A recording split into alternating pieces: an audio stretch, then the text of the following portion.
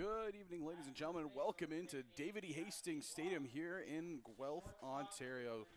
It's another beautiful day for a ball game as the Guelph Royals they host the Brantford Red Sox. Zach Benoit alongside Max Purdon, and well, Max, it's a glorious day, and the Royals coming off their last game against the Welland Jackfish.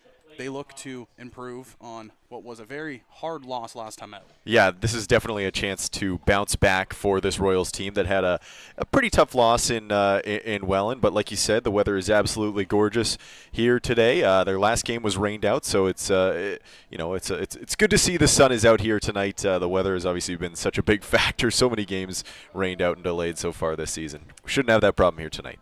Yeah, and when you look at the head-to-head stats between these two teams, it really kind of leans in the favor of the Guelph Royals and basically everything. I mean, the Royals they were a team that started off as bad as it can come. They were 0-5 to start the season. They've proceeded to get to a record of 8-7. I mean, they have been one of the hottest teams in the CBL so far this year. On the other side, the Brantford Red Sox, it's just been a little bit of a tough go for them. They haven't gotten going as of yet. The pitcher strikeouts, they are there. They 118 over Guelph's 107, but when you look at these two lineups, it's kind of just been two different sides of a coin. Yeah, absolutely. I mean, like you said, Zach, this Guelph roster, this Guelph lineup has been so hot lately, especially these last 10 games where they've been 8-2. They've clawed back to get over 500, and it really seems like on paper this game is advantage Guelph. Like you said, though, those are two key categories that Brantford leads them in, the pitcher strikeouts and the home runs. It's really important, and we're going to see if that plays out here tonight. If Brantford is able to bring the power and they're able to get some swing and misses, they could 100% be in this game. Yeah, well, like I mentioned, that record for Guelph, they currently sit in fourth place. They're actually in a tie for fourth with the Hamilton Cardinals. The Red Sox sitting down there in eighth at a record of 4-10. But the Royals, like we mentioned, 8-2 in their last 10. It has just been a complete flip of a switch. Again, they started 0-5. They've proceeded to go 8-2 since, and it's just been tremendous work out of the boys in blue, and they continue to kind of roll on here. We're going to hop over quickly into the lineup here for the side of the Guelph Royals. Things gotten a little bit of a shake-up here in the leadoff spot. It's going to be the DH, Garrett Takamatsu, Anthony Gilbert, the shortstop in the two-hole, Miguel Geraldo batting third, Victor Mascai in the cleanup, Davis Nadal batting fifth, Andy Leader sixth, Matthew Ward, the backstop in the seventh spot, Kyle Cush manning third down there in the eighth spot, and then rounding out the lineup, it's going to be Ashton Patterson in left field. So in the shakeup, you don't see Ryan Dos Santos' name atop of that lineup. And if you did tune into the last game, Dos Santos, he fouled a ball off his foot in, I believe, the third inning of that ball game against the Welland Jackfish. Good news for all of you Royals fans. Dos Santos, he isn't going to miss extended period of time. It looks like it's just going to be one game missed, but this is actually snapping a Ironman streak for Dos Santos that he's had since 2023. I believe it's a streak that has gone over 100-plus games, but, I mean, the only thing that could stop him was him injuring himself. Yeah, I mean, he has been such a fixture in this Royals lineup so far this season. He's been playing leadoff most nights. It's really a big absence. The stats, they don't jump off the page for you, but he's exactly the type of player that you want leading off, right? He gets on base, 397 on base percentage.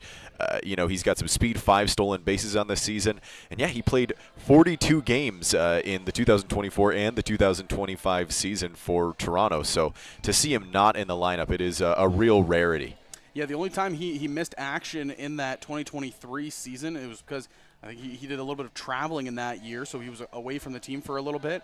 But ever since he came back, he has just been an Iron Man in this league. Again, he's the individual that holds the walk record at 46 walks drawn in a season. Again, with the expanded format of the regular season, that record, we could be in jeopardy. We'll find out shortly here in the season. But yeah, it's just a very different look of things. I talked with Ryan Eakin before the game, and he kind of laughed with me because he said, behind Dos Santos, we actually don't have a traditional leadoff hitter.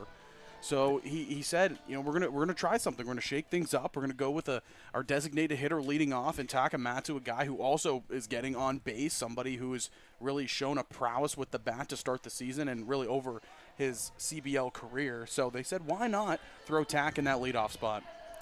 Yeah, it's an interesting choice to put Takamatsu in there. Like you said, the on-base percentage is certainly there, 516 so far to start this season. But the contact and the speed is usually what you see out of a leadoff hitter. The speed is maybe a little bit lacking on Takamatsu's part. Only 3 stolen bases in his career. Certainly not a burner, but we'll see if he can be the Kyle Schwarber type. The guy who's hitting it hard out of the DH spot in the leadoff role. So it's going to be interesting to see how this lineup performs without a fixture like Dos Santos and with a guy like Takamatsu batting leadoff rather than cleanup where he's usually set up. Well, we talked about the side of Guelph. Let's flip the switch over to the side of Brantford Red Sox and their starting 9. So at the top, it's going to be Jacob Cantor, the designated hitter. So a little bit of a battle of DHs here at David E. Hastings Stadium. Brody Black in right field batting second. Chris Ortega, the second baseman, is third. Andrew Savage, the backstop, is in the cleanup spot. He's been a very interesting name. We'll get to him more when he gets up to bat. And following him, it's going to be the left fielder, Nick Ianentor, who is also swinging a pretty solid bat out there in Brantford. Christian Kazemka is at third base batting sixth. Walker Holtgren, the center fielder, is seventh. Cassidy Watt, first baseman, is eighth. Lucas Bateman, the shortstop, is rounding things out. And the starter for the side of the Red Sox is Connor Irvin. Yeah, like we talked about a little bit before, this has been a lineup that has struggled a little bit so far to start the season. Obviously, the real jewel of this lineup is Andrew Savage at the catcher position. We'll talk about him more when he's up to bat. But, like I said before, it's certainly advantage Guelph here, but still a lot of pop in these bats, a lot of power in this lineup. 18 home runs to start the season for this Brantford side, so it's going to be something to keep an eye on for sure. Yeah, and coming into the ball game, Brantford, they dropped their last one, and they're 3-7 in their last 10 games, I should say, and they're looking to try to turn the tide. They had a big win this season, and that was actually, I believe it was against the Welland Jackfish. It was a 6-2 victory, and that was huge for the Brantford Red Sox, and they tried to, parlay that into a game against London. You go from a top team to another top team, and they dropped it 10-2. This Brantford Red Sox team, they've shown sparks. It's been there some nights, and then it hasn't been there other nights. You look at the offensive explosion they had out there in Kitchener. That Kitchener did end up winning at 23-14. But, as high scoring as a game comes, and it's a team that they look like they're about to turn the page, but then things fall back a little bit. Sometimes people see football games that are low scoring and they say that looks like a baseball score. That game that they had against Kitchener, the Brantford Red Sox, that was a football score, 23-14. What a game that would have been. But like you said, they were able to pick up that win over the Welland Jackfish, who just came off a real, blowout win against this Royals team. So, transitive property. Maybe this game is maybe it's advantage Red Sox here. Yeah, it's going to be very interesting. Again, this is a ballpark that we've seen the ball fly here in previous games to the corners. Again, 325 to the corners. The big difference is the gaps, 397 and 393 to the right center and left center gap. So, it's a hitter-friendly ballpark if you can pull the ball. If you're a player that can get it towards the gaps, well, you're looking at extra bases no matter what. It'll be interesting to see how this Red Sox team approaches it. And then the starter on the mound for the Guelph Royals, Jacob Cush, a guy who he's had his ups and downs to start the season, but, here at home against the Red Sox, looking to really solidify his name here this year. Yeah, he's had a little bit of trouble missing bats so far this season. That's the one thing that really stands out about his stat sheet. Only 9 strikeouts in his first 4 appearances. But last time he was out, it was June 13th against the Kitchener Panthers. It was a pretty solid start. 6 innings pitched, 7 hits allowed, but only 3 earned runs. And he picked up 4 of his 9 strikeouts on the season the last time he was out on the mound. And, like we've talked about last time, that Jacob Cush was on the mound here at Hastings Stadium. He has so much pedigree, right? The 2024 ERA champion in the entire CBL, all CBL that year as well. And in his only 2 seasons with the Royals, he's been an all-star. So trying to get back to that real dominant form that he's flashed in previous seasons. Yeah, the numbers, like you mentioned, they're so influxed because of that first start against John Kent Barnstormers. Only went 3 1/3 inning, allowed 6 runs. But then you look after that, 2 out of the 3 starts he had were quality starts. He went 6 innings, allowed 3 runs in the last one against Kitchener, like you mentioned. Against the London Majors, he went 6 innings, only 2 runs. And then the biggest thing is the walk to strikeout ratio. 4 strikeouts to 1 walk in the Kitchener game, 5 strikeouts to 1 walk in the London game, and he only walked 1 batter in the Hamilton game. Didn't strike out anybody there. But still, he's showing the stuff is there. he's just trying to put it all together. And against a game today, like against the Red Sox, you'd think, this would be the game he can put everything together and look like that solid pitcher we saw a couple years ago win that pitching championship.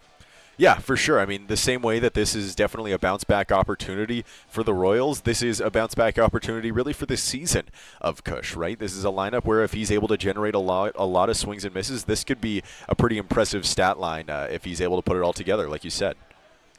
Well, there's 2 games on the docket for tonight. The one that is what you're tuned in here, Brantford and Guelph. The other one is London traveling all the way up there to Chatham-Kent, which should be a fun game. As again, the Chatham-Kent Barnstormers are a team where it's been interesting. They're either dominating with the offense or they're, getting a little bit shut out. And that London team, like we mentioned, I mean, they have been running the table.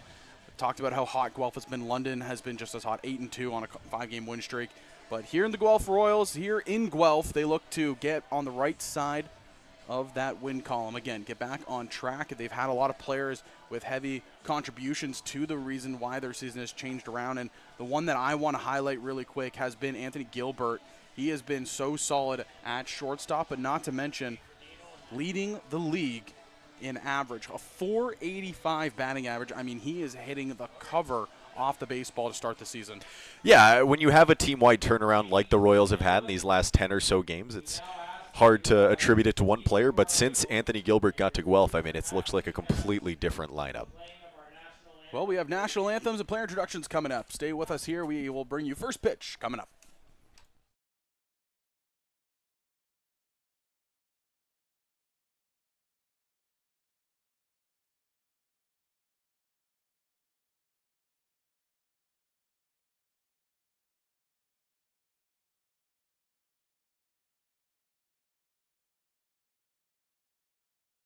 Iteration of the top-rated and established Icon BB Core bat.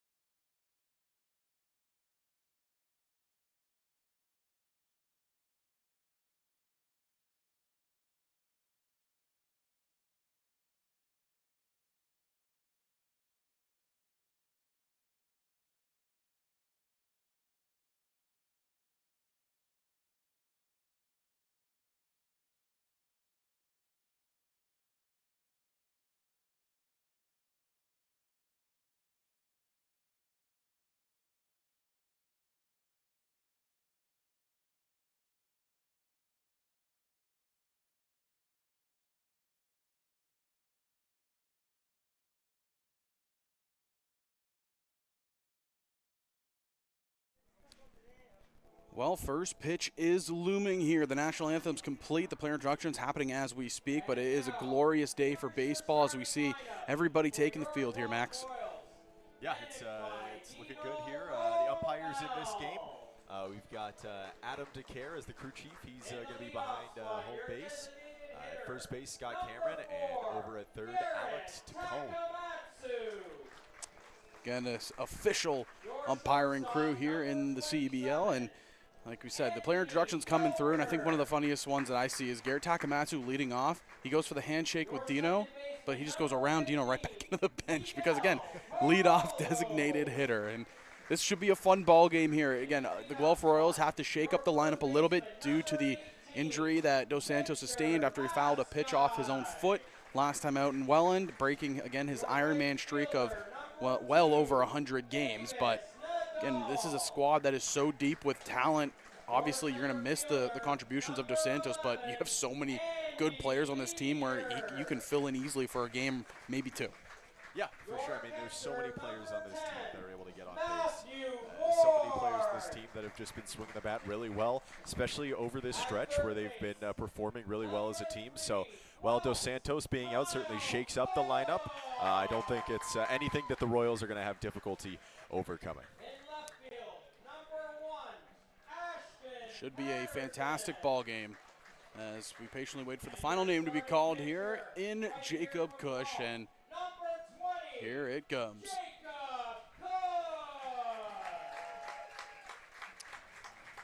Jacob Cush will be on toeing the slab here, and we've already mentioned him so far today. He's just been a tremendous arm. Again, that first start of the season, didn't really go his way, didn't look like the traditional Jacob Cush we're so used to seeing, but I mean the last three, they have looked solid. For sure. He's looking confident out here today. We'll see how this first inning goes. First time through the order for Cush. We'll see if it's advantage pitcher, or we'll see if maybe he takes some time to lock in his stuff a little bit. But the Guelph native gets a big pop every time he's out here. One of the real fan favorites on this Royals team. Yeah, the Guelph faithful, they love when they see Jacob Cush toeing the slab for them. Again, he's a guy that has been so good over his tenure here in Guelph. And again, this team, they have aspirations to be at the top of the league, to be one of those teams that everybody wants to try and beat. And after the start of the season, things looked rough, but they didn't break. They bent a little bit. There was a little bit of frustration, but this team stayed strong. The Royals are looking like a completely different unit here. It's so valuable. If you can have a pitcher like Cush who's able to get back to really the top of his form, it's so valuable in a league like the CBL where, there's been so many runs to start this season. The offenses have been really high flying, and it's especially important to have a pitcher like Cush who's able to take you long into games, who's able to pitch to contact, get through some pretty quick innings while also hopefully generating a bunch of strikeouts as well. Moments away from first pitch here in Guelph. Again, Zach Benoit alongside Max Purdon. This should be a fun one to watch, as this is the one of two games here today in the CBL. Guelph Royals and the Brantford Red Sox.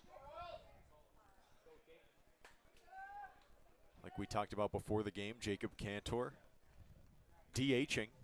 2 DH leadoff batters in this game. A little bit unusual. We have two lineups going with that Philadelphia Phillies look.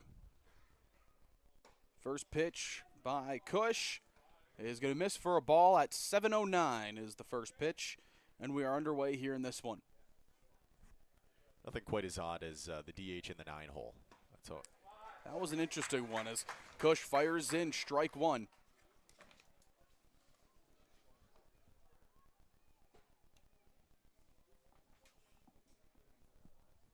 The 1-1 ground ball pulled to third. Kyle Cush dives, gets to it, to his feet, onto first in time. And it's a fancy out number one to start the ball game. Kyle Cush at the hot corner. What a play by Cush over there at third base with the shadows, turning up the difficulty on that field and throw. But he dives out, and he's able to get it over to first base in time for the out.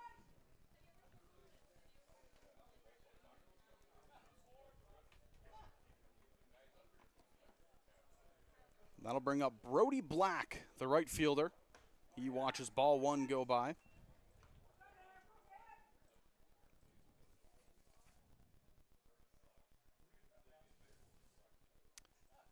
Black hitting .281 on the season, 14 games he's appeared in, 16 hits, 4 home runs. Again, we mentioned that was the big talking point of this Brantford Red Sox team. They hit the long ball like it's nobody's business. Like we talked about, this is definitely a hitter-friendly ballpark at parts. Center field, there's going to be a lot of opportunities. If you're able to get a fly ball out there, there's definitely a chance to carry it over the fence. Although there's no wind out there today, at least going by the flags. Cush trying to paint that outside corner, but he misses it, so it's a 4-pitch walk to Brody Black.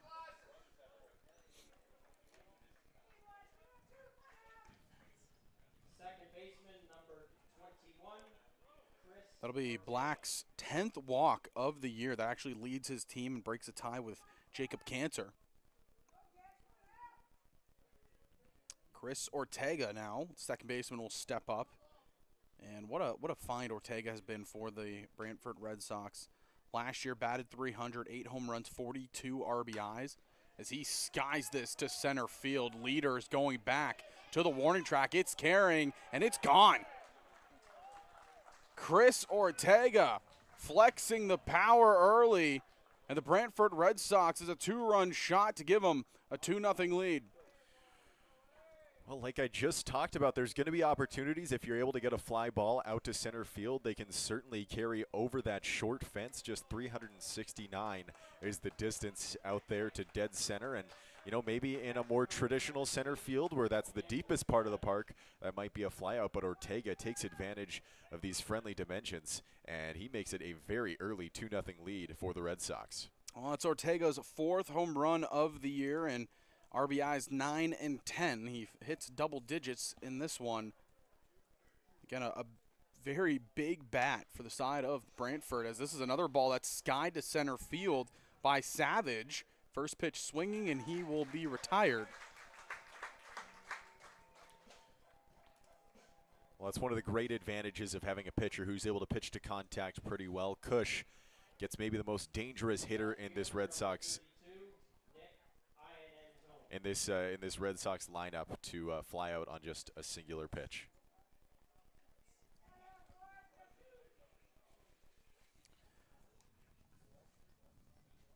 So Nick Iantor will come up to bat, and he watches strike one go by. We'll take a quick look at the defense alignment here for the Guelph Royals. On the outfield from left to right, Ashton Patterson, Andy Leader, and Davis Nadal, as Iantor fouls us off down the left field line.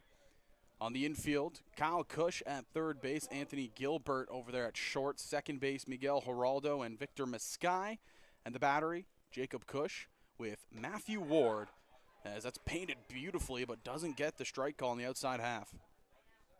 Ward moving from pitcher to catcher in this one. Got the chance to do some pitching last time out. Position player on the mound in their game versus Welland. Dual threat, you know. You Dual threat. Play yeah. behind the plate and on the mound. They call him the Ohtani of the CBL. ZRA might be a little bit higher than Ohtani, so. Jacob Cush trying to get out of the inning here, and it's a swing and a miss, strike 3.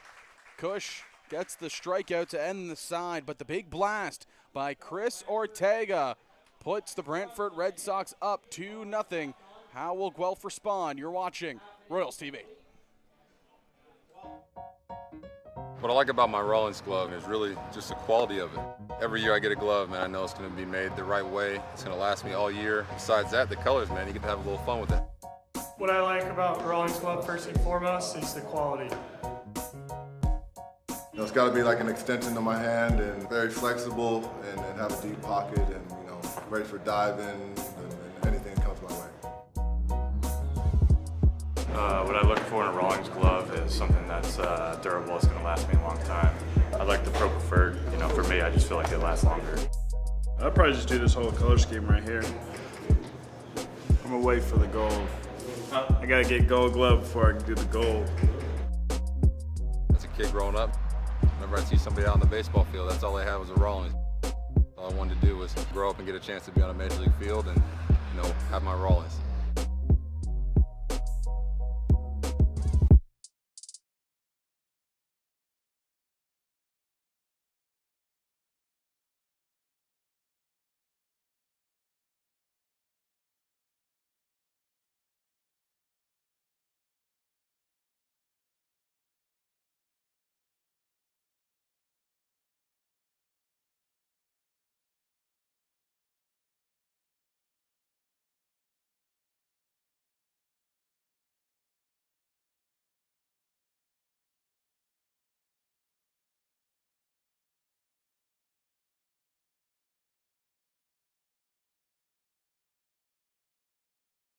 Guelph Royals, your designated hitter, number 4, Garrett. Bottom half of the first, and it's designated hitter Garrett Takamatsu coming on to greet the starter, number 20, Connor Irvin, who has been with the Brantford Red Sox for 2 seasons. He's appeared so far in 5 games, and he's taken the decision, a loss in 3 of those. Last time out was 3 1/3 innings pitched against the Kitchener Panthers, allowed 11 earned runs, 3 walks and 3 strikeouts, faced 26 batters in that one, trying to turn his fortunes around here today. Irvine, a native of Victoria, BC, which you'd be surprised It's kind of a pipeline for pitching talent. Nick Pivetta is a native of Victoria, BC, longtime major leaguer. It seems like the west coast of Canada is very good when it comes to producing just athletic talent. You see it in the NHL a lot with the players that come out of BC and Yukon. A lot of BC-born players out here in the CBL. It's weird seeing Takamatsu out there leading off here tonight, but see if he can flex those on-base skills behind in the count here. Like you mentioned, 1-2 count here to Takamatsu, and he fouls another one off. Again, I mentioned it during our pregame show. I chatted with Royals assistant general manager Ryan Eakin before the game, and he kind of chuckled and said to me, yeah, we don't have a traditional leadoff guy outside of Dos Santos, so we said, well, why not just throw Takamatsu in that spot? Ground ball hit to second here. Ortega will take it on the hop, and throw to first will be in time to retire Takamatsu. Nice start for Irvine. That's a pretty easy ball out there at second base for Ortega. Poked out the opposite way, but not quite enough oomph on that swing to make it a difficult play for the fielder. That'll bring up maybe the hottest hitter in this Royals lineup, Anthony Gilbert, who has registered a hit in every single game except his debut game back on June 6th versus the London Majors. Rips this to third, and he wastes no time with another one here. Gilbert lines it down the left field line. He turns the corner, wants two. In there at second, the throw, not in time. Well, 27, have yourself a start to the season. He extends his hit streak, and he's on base yet again for the Guelph Royals. Man, Anthony Gilbert, he has just been such an amazing bat in this Guelph lineup. I talked about it in the pregame show briefly, but really when he came onto this team, that is when the turnaround really started. He's only struck out 4 times through 33 at-bats coming into this game, and a .485 batting average. I mean, it is just pure dominance from Gilbert, and he continues it on his first at-bat of the game here against Irvine. So it's a 6-game hit streak extended to 7, but it's a 6-game multi-hit streak as Geraldo lifts this in the left field towards the wall, and it's going to one bounce off the wall. Gilbert on his horse will score. Geraldo moves into second, and just like that, the Royals answer back on 2 pitches.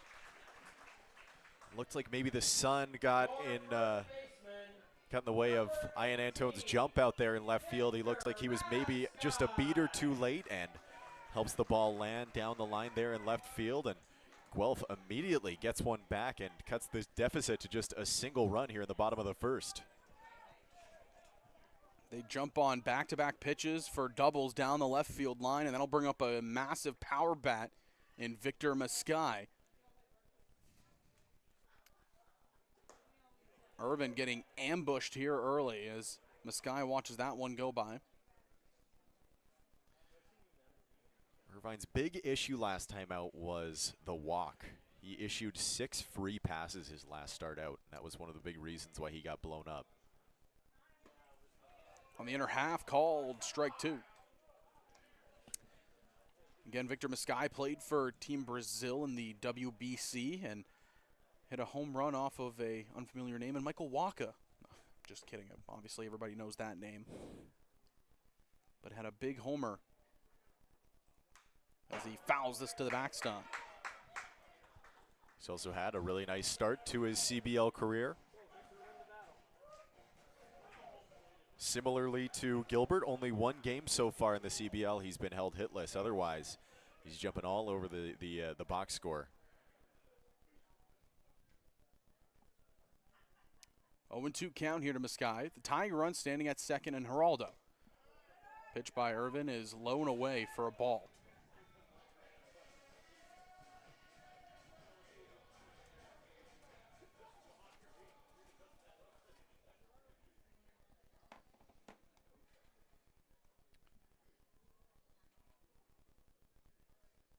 Checks on the runner once, twice. Here's the delivery. Mascai swings through it for strike 3. As that is out number 2 here in the bottom half. Looked like he was arguing that one might have been fouled off, but right before that pitch, I wanted to mention that that's maybe been the one weakness for Meskai so far this season. He's got 13 strikeouts so far this campaign. So the swing and the miss is just, it's the one thing, despite the, the torrid start that he's had here with the Royals, the swing and the miss has maybe been a little bit of an issue. That'll bring up the versatile utility man in Davis Nadal, who's out in right field today. Again, Nadal, he can play short, third, and we've seen him play both corner positions. This is skied, shallow left field. They're going to send Geraldo. It's trouble. It's down in, and I believe Ian Antone, yes, he secured it. So Nick Ian Antone coming in, sliding grab will halt the tying run from scoring. But the Royals will cut the deficit in half. They get one on the RBI double from Miguel Geraldo as we head to the second inning with a 2-1 score for the Brantford Red Sox. You're watching Royals TV. Get ready, Chatham-Kent. For the first time ever in the new Canadian Baseball League era, the 2026 All-Star Showdown is landing at Fergie Jenkins Field on the July 11th and 12th weekend. The league's top talent, all in one place. Watch the full slate of skills competitions, including the popular Home Run Derby on Saturday, and on Sunday, the ultimate 2026 CBL All-Star Game featuring your favorite players for a mid-season showdown. Chatham-Kent, it's our time. The All-Star Weekend of the new CBL era. It's history in the making.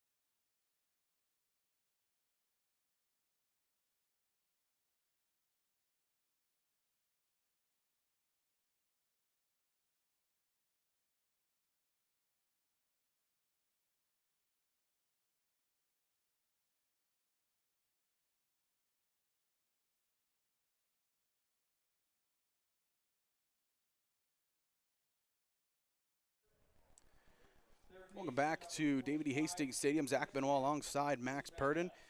And so far in this one, we've seen the offense just really strike for both teams. A big 2-run blast in the top half of the first. In the bottom half, well, the hot bats for the Royals continue to answer back. It's 2-1 as we get into the top half of the second inning here. Both pitchers still looking for their first scoreless inning.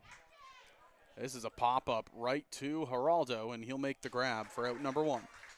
Sun's been a little bit of an issue as well out there, especially in left field, and I anticipate it's going to be tough to make plays at third base while, that shadow of the bleachers sort of hangs over there. Fielder number 3, Walker Holtgren.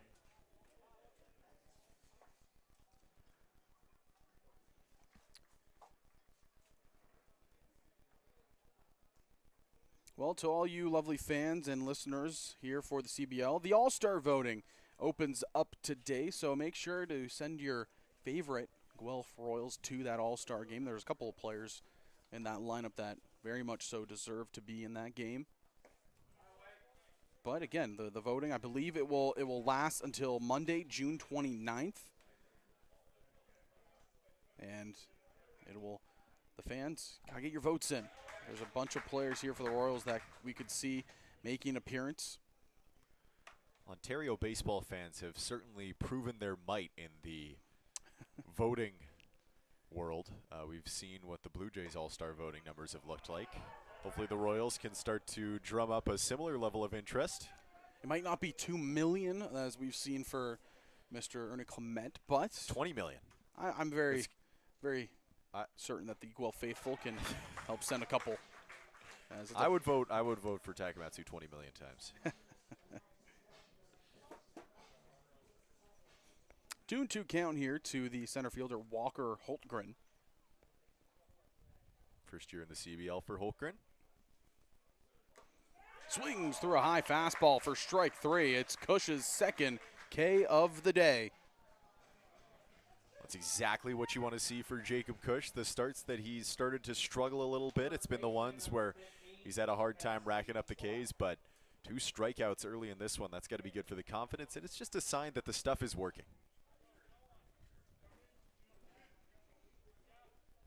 working quickly here in the second inning. Like you mentioned, the stuff's looking good.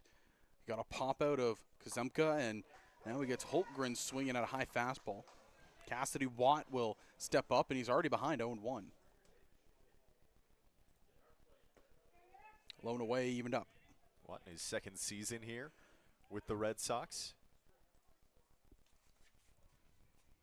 Hitless in his last 2 games. Looking to turn it around. Sounds like a broken bat as it's dribbled over to second. Geraldo on to first.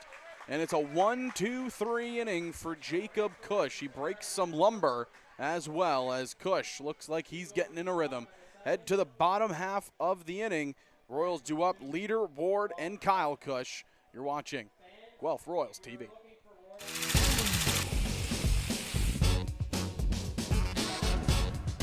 Yeah, what do you recommend? I love this color right here. So I'm gonna do like a navy and red lace. I like to be subtly flashy. My first glove was the Rawlins glove. This right here is kind of my baby. Took a year for her to break in. Rawlins guys hooked me up with this color. It was a new color that came out, and I was like, let me get it. I always played with a Rawlins glove. That's all I know. It was branded in my brain to play with that. I just fell in love that it was brand new, and when you get a pro glove, you don't have to put it in the microwave, you don't have to run it over with your car. All you gotta do is use it.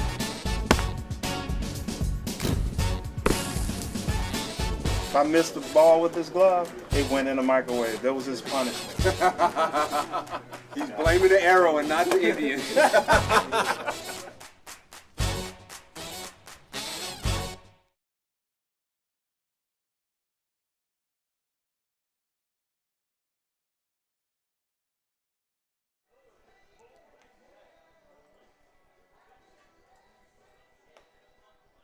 Well, bottom half of the second inning coming up. Let's take a quick look here at the defense alignment for the side of the Brantford Red Sox. We'll start in the outfield from left to right. In left field, number 32, Nick Ian-Antorn. Center field is going to be number 3, Walker Holtgren. And right field, Brody Black. On the infield, third base, Christian Kazemka.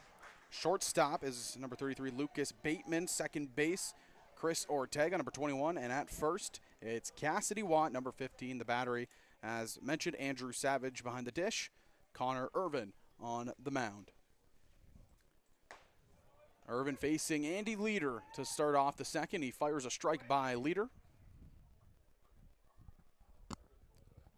Leader 3 times all CBL, all with the Kitchener Panthers, local product of Kitchener. Big cut there by Leader, and he's out in front. It was nice looking off speed there. Couple of hits last time out against his former team.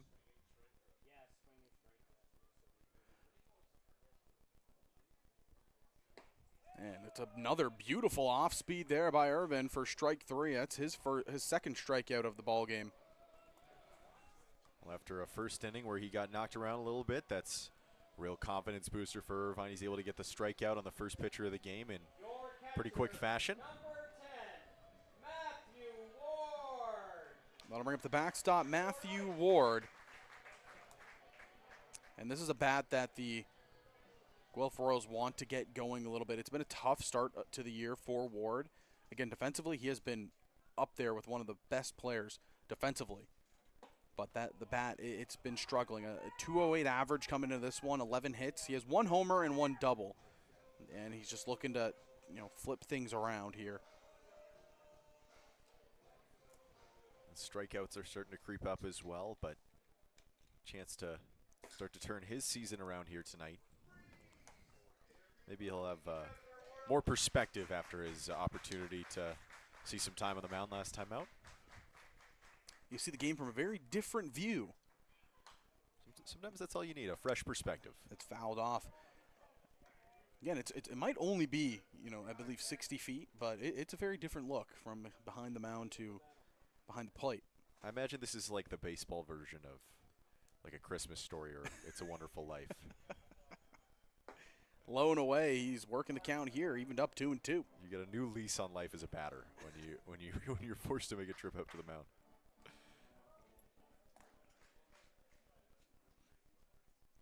Irvin working quickly. Ward, ground ball, dribbles it to third.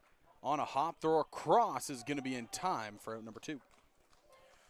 Looked like he was maybe a little bit in front of an off-speed pitch there. Pretty easy play over there at third base for Kuzemka. Didn't have any issue with the shadow. Your third baseman, number 3, Kyle Kush. And bring up Kyle Kush, the third baseman, who we saw make a tremendous defensive play in the top half of the first inning. His first game in 18 days against Welland in that loss to the Jackfish, but really making an impact early with that glove. First pitch by him for ball 1.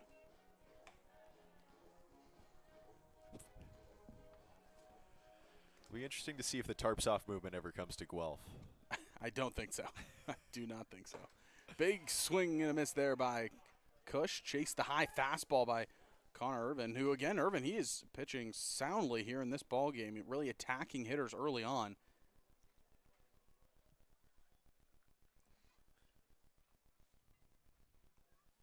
Here's the 1-1, fouled straight back.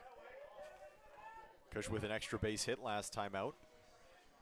Able to pick up a double and an RBI, plus a stolen base, all over the stat sheet.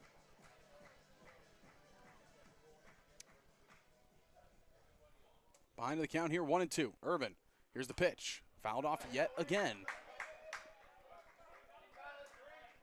So we don't see it too often nowadays, but I'm glad to see that Connor Irvin is keeping the stirrups alive. Where he's hesitating on the release? No, the socks. Oh, stirrups. I see. Looking good, too. And he gets Kush to swing through it. Third strikeout of the day for Connor Irwin, and he holds this Guelph lineup to nothing as they go 1-2-3 in the bottom half of the second. We head to the third inning here in Guelph, Ontario. More baseball coming your way. Everyone dreams of being great. Only a select few can be iconic. But only one is chosen. Introducing the Chosen One from Rawlings. The all-new one-piece composite iteration of the top-rated and established Icon BB Core bat.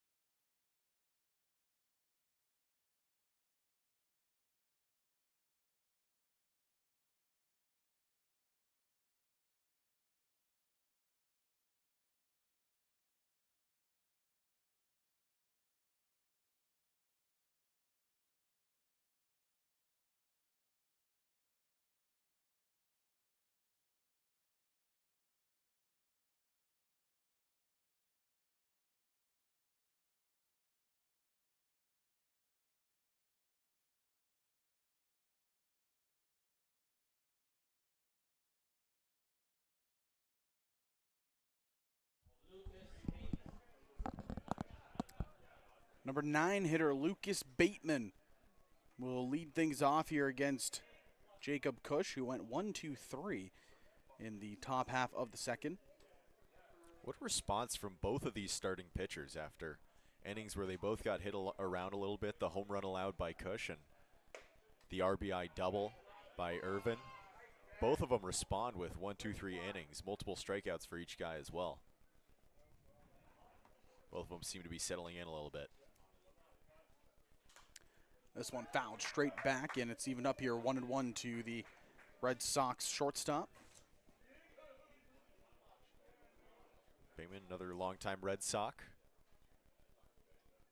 24-year-old out of Waterloo. Big cut there, high fastball. And Kush, he is really dominating these hitters with a high fastball early on. He's really found his spot up at that top rail. He's got the command dialed in. Here's the 1-2. breaker on the outside half, and it looked good, but just didn't get the call. Great take there by Bateman. That one is just a little bit off the plate.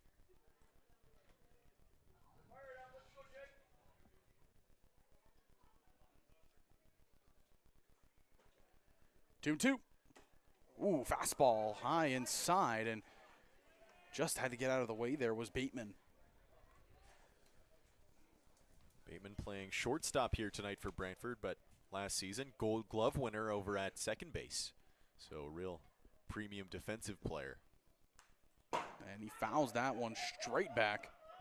Looks like that might have been another high fastball that Bateman was able to catch up to and get a piece of. Again, you can tell just the direction the foul ball is coming. He's just missing the barrel underneath it. That's the second time now. So he's seen the fastball out of Cush's hand. And a 3-2 count. Curious to see if Cush goes with an off speed here. Here's the 3-2. And it's another fastball looped down into right field. It's going to get down for a base hit. And how about the job out of Lucas Bateman there? You foul off a couple tough fastballs, and you get rewarded there with a base hit. Looked like he just muscled that one out there. That one might have been a little bit in on the bat of Bateman, but he does a nice job just getting the bat to it and poking that one out to right field. And you get a leadoff runner aboard in front of the top of this Brantford lineup. Sets the table. Yep, back to the top, Jacob Cantor. He grounded out to Kyle Cush. That was the spectacular play we saw in the first inning by Cush. Breaker there. It's in there for strike one from Jacob Cush.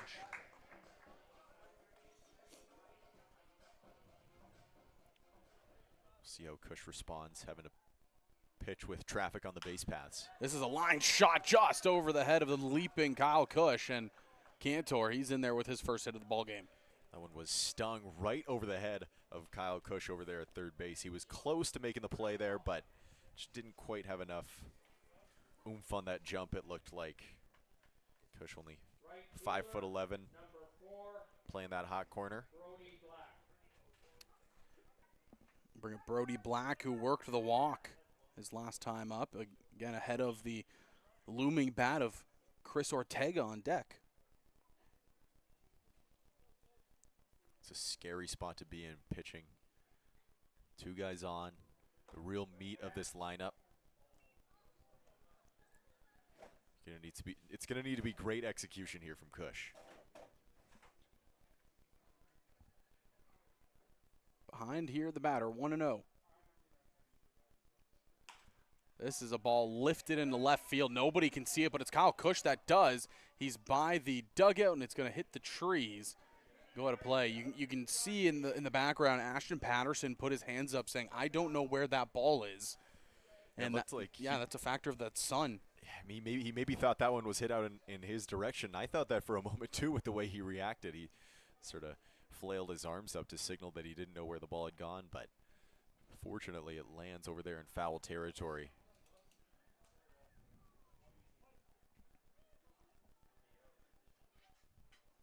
So another life here for Black.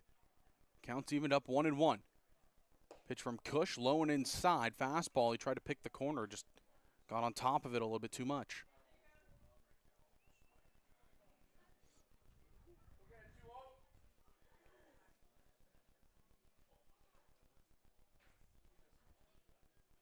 Cush comes set, checks the runner at second. Here's the delivery. Fastball high, 3-1. Looked like he tried to locate another high fastball, just maybe undercooked that one a little bit.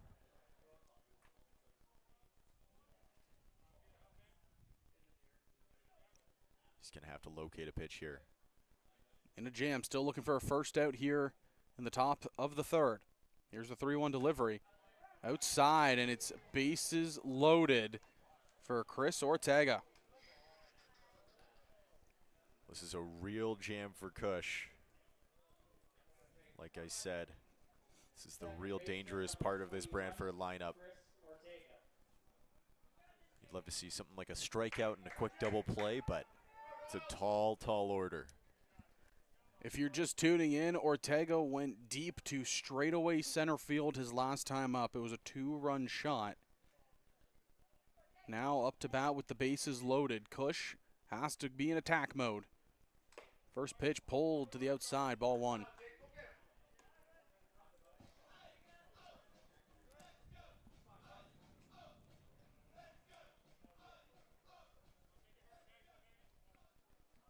Ortega showing off that power his last time up.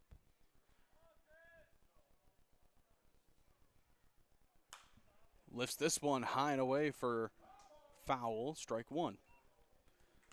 See if he can get one back out to center field here. Anything into the outfield is going to be dangerous with how tough it looks like it is to see out there. Yeah, left center field right now, it's a nightmare, to put it lightly. The sun right over home plate right now behind the stadium. Even in right field, I think it would be a little bit tough too, because the shadows from the trees sort of fade in and out. Just missing, looked good. Count will run 2-1 here.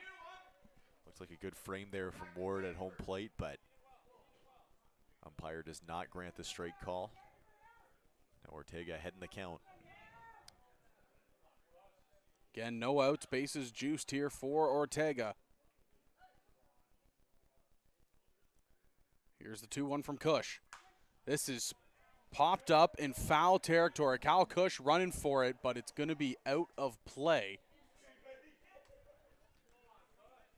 Love Cush's effort over there at third base. Those last two foul balls that have come sort of in the direction of that Royals dugout. He's lost the hat both times with how much he's on his horse to go try and get those. That's dedication to the pop-up is what you like to see there. Absolutely.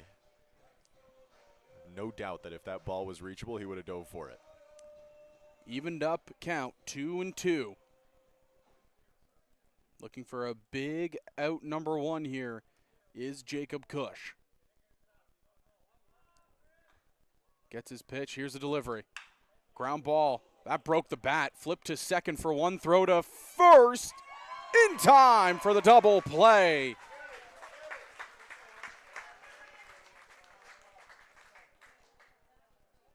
Well, the run comes home, but that is just such a clutch pitch to execute for Cush there. He's able to get the ground ball, the bat-breaking ground ball, and now with the best hitter in this Red Sox lineup up to bat, two of those runners are taken off the base paths. So it's just such an important spot to get a double play ball. You mentioned it, the run does come in, but yes, it's a huge, huge double play. As he'll trade a run for 2 outs any day of the week, I'm sure. Savage was retired in one pitch his last time up, but I mean, this guy, he's striking fear into the hearts of CBL pitchers so far this season. Ooh, right off the elbow guard. Well, I wrote down in my notes that coming into this game, Andrew Savage was second in the entire CBL with 6 hit by pitches. So he's clearly standing close to the plate in that box there, and he eats another one. Looks like he's okay. I think that one went off the elbow guard. So yeah, not afraid to wear one. Certainly a part of his game.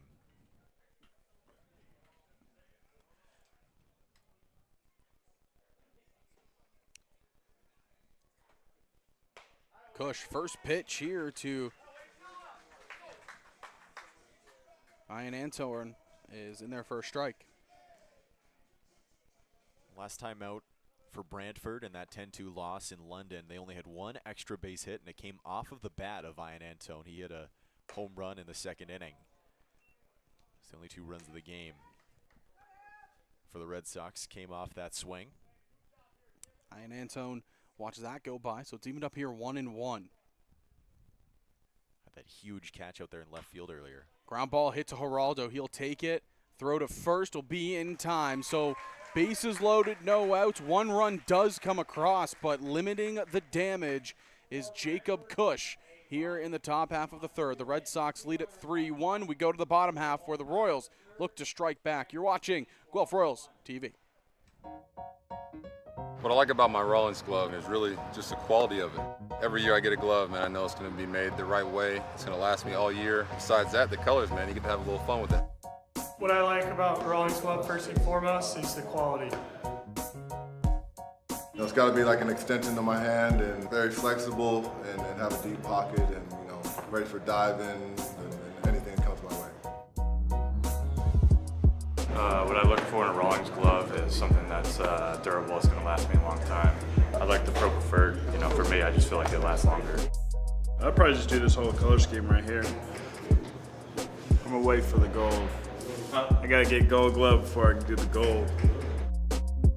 As a kid growing up, whenever I'd see somebody out on the baseball field, that's all I had was a Rawlings.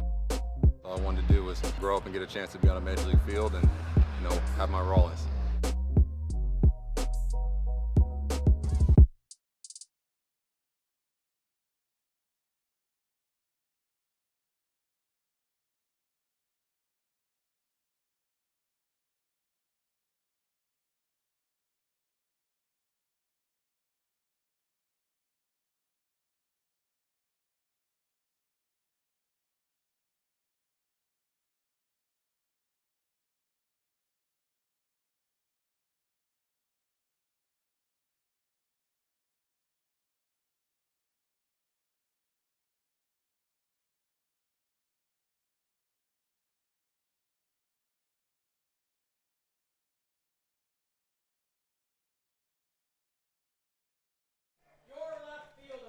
Welcome back here to David E. Hastings Stadium. Zach Benoit alongside Max Purdon. And he'll bring up Ashton Patterson to get things rocking and rolling here for the side of the Guelph Royals in the bottom half of the third. Again, a couple games ago, Patterson was second in the league in on-base percentage behind Garrett Takamatsu. Their numbers have dropped a little bit, and you know, you look at the play of Christian Inoa out there in London, his on base is up to 613. He is really just hitting the cover off the baseball up there.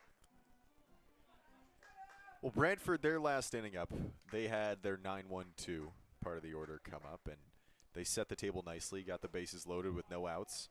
Obviously, Jacob Cush did a really good job getting out of that inning, allowing just one run, but now it's a chance for the Royals to do the exact same thing with the 9-1-2. If Patterson was able to get on base here, it would be really helpful.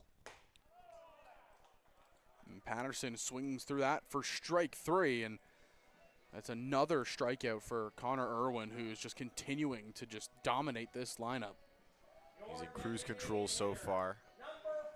Outside of that first inning, he's looked really, really good. A clean inning, his second inning, and another strikeout here to start the third. He sat down 6 in a row, 3 via the punch-out. Back to the top of the order, and the designated hitter, Garrett Takamatsu, who puts a jolt into this one. Deep left field. See you later. Clearing the trees in the bullpen. Takamatsu cuts the lead back down to 1.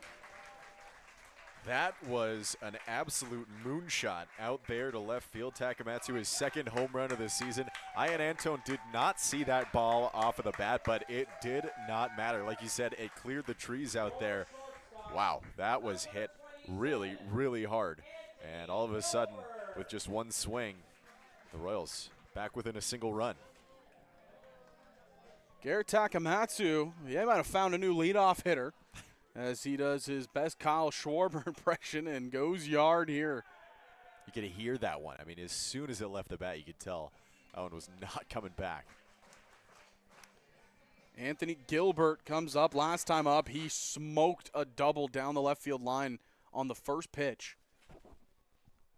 We talked about how insanely hot he's been to start the season, or really to start his CBL career.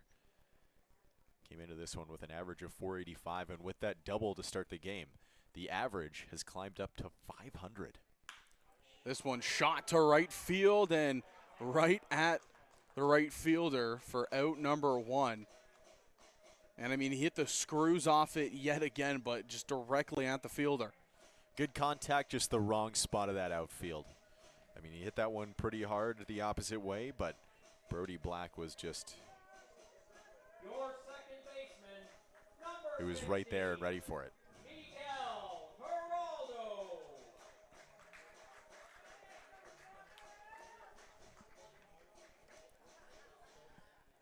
Miguel Geraldo up to bat now.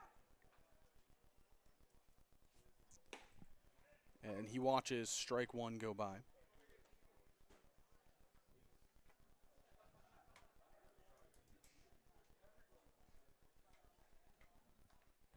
another player on this Royals lineup with an OPS north of 1,000 coming into this one. Another one watched by, and it's 1-1. So you can see with Miguel Geraldo at the plate, he has his back pocket flipped out. And I was curious about it because I've seen a bunch of Major League players do this as well, and the common trait with it all, it's majority all Dominican Republic players, as this one's lifted, and it's curling towards the left side of center field, and it'll be down for a single for Miguel Geraldo. Well, that was certainly the effects of the sun out there in center field. Walker Holmgren went the completely wrong way off the bat when that ball went off the bat there. He took a step right, and all of a sudden it was well off to his left. Looks like it's just so difficult to see the conditions out there in the outfield, but Miguel Geraldo certainly won't complain. He's aboard at first base. Was held hitless his last time out, but it won't be that way tonight. Victor Mascai comes up and he swings through strike one. Just to finish my point there on Geraldo, so I noticed that the back pocket was hanging out, and I've seen a bunch of Latin American players, Dominican Republic players do it a lot, and so I went to Google as one would to be like, why is that? Why do players do that? And it's a cultural flair known as flappage. But it's also a superstitious thing that some of these players do, that they will flip the pocket of their back pocket outwards. And I looked into it, and I believe the origins of it traces back to former Major Leaguer Tony Bautista in the early 2000s. And he showed it as like a visual statement to young fans to show he wasn't keeping any chewing tobacco in his back pocket. So it's a little fun story there. And obviously I haven't talked to Geraldo yet about it, of why he does it, but yeah, that was the information I found about it. I thought it was pretty cool. Well, now we know for a fact he's got no chewing tobacco back there in that back pocket. I imagine that it's sort of like the baseball version of like bucket hang, in hockey. Yeah, well, some people even said that to them it's a cultural thing, but it's also considered like a rally cap for them, a superstitious thing. I know, Canadian players when they wear their cages growing up, hockey players that is. Ooh, this bat shatters, and the third baseman will drop back and make the catch. Mascai loses some lumber, and the side will be retired. No runs scored as Connor Irvin continues just to shove here in this ball game. He is through 3 innings, and he's given up 2 as we head to the 4th inning here in Guelph. You're watching the Guelph Royals and the Brantford Red Sox.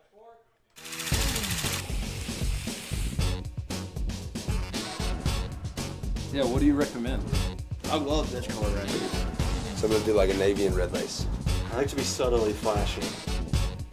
My first glove was the Rawlins glove. This right here is kind of my baby. Took a year for her to break in. Rawlins guys hooked me up with this color. It was a new color that came out, and I was like, let me get it. I always played with a Rawlins glove. That's all I know. It was branded in my brain to play with that. I just fell in love that it was brand new, and when you get a pro glove, you don't have to put it in the microwave, you don't have to run it over with your car. All you gotta do is use it. If I missed the ball with this glove, it went in the microwave. That was his punishment. He's blaming the arrow and not the Indian.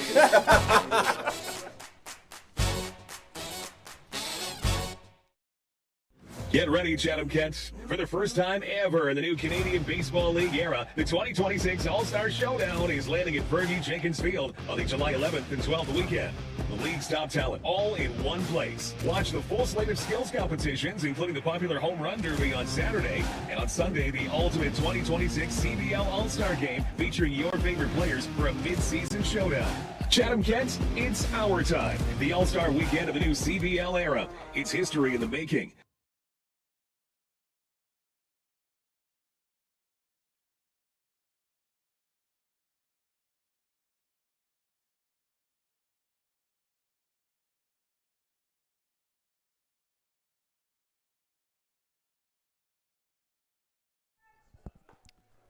Back here in the top half of the 4th, Jacob Cush back out on the mound. He'll face Kazemka, Holtgren, and Watt here in the top half of the 4th inning. And Zach Benoit alongside Max Purdon. Beautiful, beautiful night for baseball. The sun blinding a couple of the players on the left side of the diamond. But that's about it. Everything else, it's beautiful and it's perfect. We're sitting at around 20 degrees right now, mostly sunny. Jacob Cush, pretty impressive inning his last time out. Allows the bases to get juice with no outs, but with a really well-executed double play ball, he's able to get out of it with just the 1 run allowed, and we'll see if he can use that to build some momentum. That second inning, he looked so dominant, and we'll see if he can return to that form here in this second time through the order. And he's quickly ahead here, 0-2 to Kuzemka, and again, Cush hopefully sees that hit by Takamatsu, that home run, and he says, you know what, let's get locked in here on the defensive side of things. Time called here by Christian Kuzemka. Back into the box, and here we go, 0-2 from Cush. Here's the pitch. Fouled off down that right field line.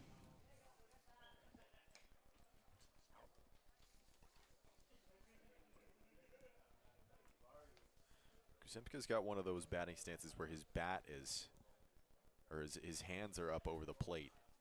Looks very powerful. Off speed, a nice spot, but he doesn't get the call.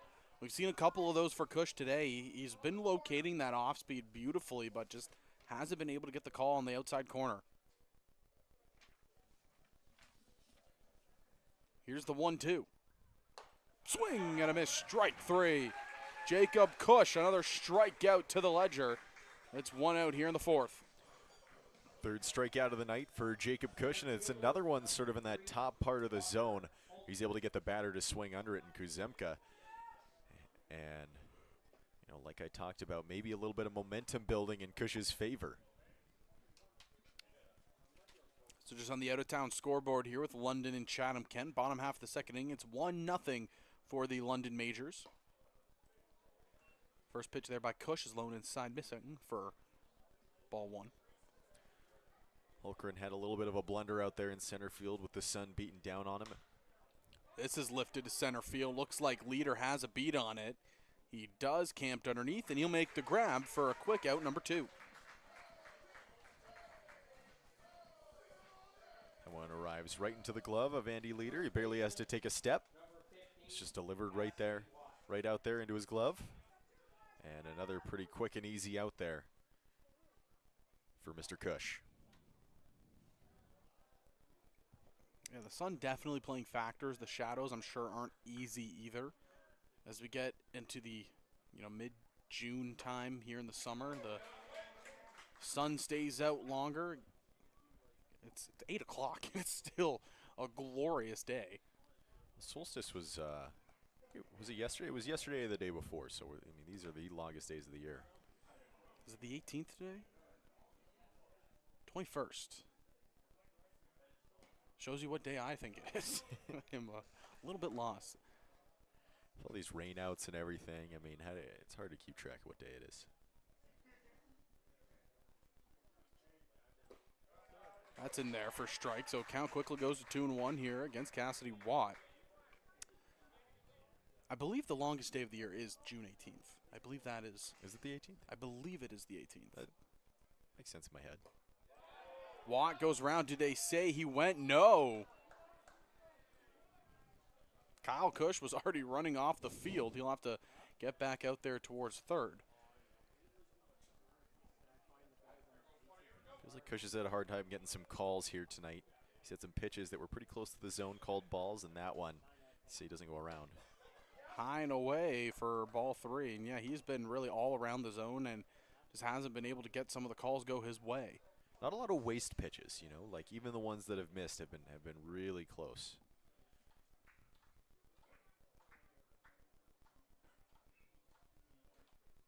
Here's the pitch. Outside corner, strike 3. He gets Watt looking to retire the side. 1, 2, 3, go the Brantford Red Sox as Jacob Cush starts to fall into a rhythm. We head to the bottom half. Guelph still trailing by 1. They'll look to strike back in the bottom half here at David E. Hastings Stadium. Everyone dreams of being great. Only a select few can be iconic. But only one is chosen. Introducing the Chosen One from Rawlings. The all-new one-piece composite iteration of the top-rated and established Icon BB Core bat.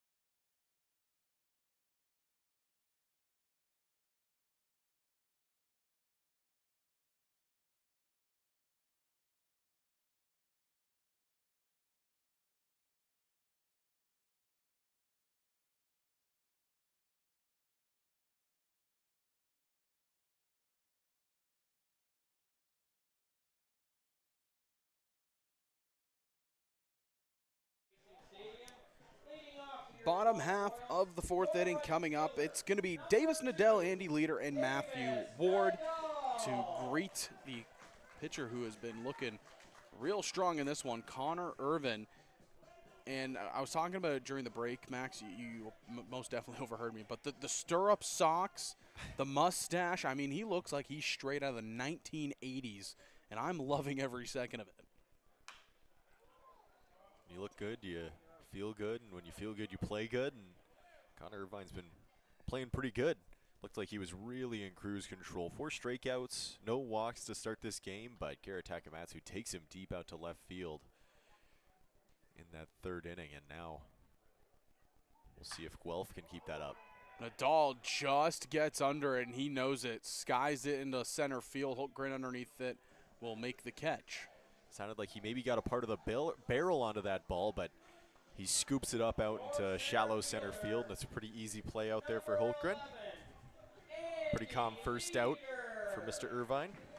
Yeah, Connor Irvin, again, the Victoria, BC native.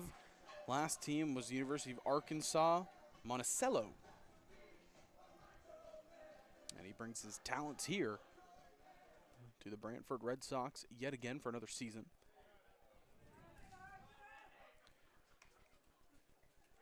Andy Leader's walk-up song is I Want to Be a Macho Man. So if you don't follow the Guelph Royals on social media, first off, I really suggest that you should, because the social media team, they pump out some tremendous content. But secondly, there was a video put out today asking players about their walk-up songs. And you mentioned Andy Leaders being Macho Man, and all he said was, I don't know, I just like the song. That's why. Maybe he relates to it. Another one of my favorites was Garrett Takamatsu. I can't remember what the song's called, and it's going to bug me that I can't. But he said, it's just an overall good song. That was basically it. It was just a good song. I like the approach, like they're not looking for, they're not trying to reinvent the wheel, do some crazy voodoo, hype me up magic. It's just, I like the song. I want to hear the song, get me in a good mood while I'm coming up to the plate. 2-2 count here to Leader. He lifts this over to right field on a line, and it's down for a base hit. He thought about turning and going to 2, but a good job in right field to smother that ball and hold Leader to a single. Really nice piece of hitting there by Andy Leader. Shoots it on the line out to right field. No chance for the right fielder out there, Brody Black. And runner on now for the Royals. I'll bring up Matthew Ward, the backstop here for the Royals. And, man, how good would it feel for Ward to get a hit here in a situation like this? Now representing the go-ahead run at the plate with a tying run on base.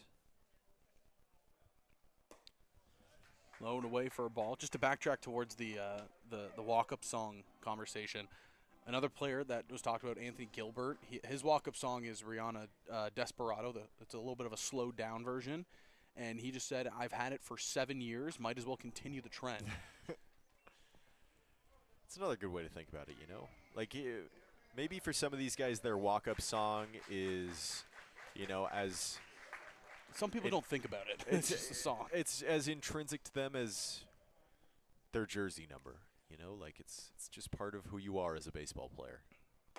Big cut there by Ward, behind the count 1-2. You want to talk to a player about a walk-up song and how in-depth they go? Talk to Ryan Dos Santos about his. He's very particular. He needs to find the perfect one. That's how I would feel about it, I think. Like, I feel like I would be tinkering with it. I'd be changing it all the time. I commend the guys who keep them the same for a long time, but I don't think I could do it. It would get stale, you know. You can't listen to the same song at the gym every single day. It gets stale. And then, you know, maybe 6 months later you come back to it and it starts to get a little bit of its magic back, but you and Gilbert would have very opposite opinions on that conversation. Gilbert listens to the same song at the gym every day. It's a 2-2 count here to Ward as he fouls it off. Staying alive here, put up a good at-bat is Matthew Ward.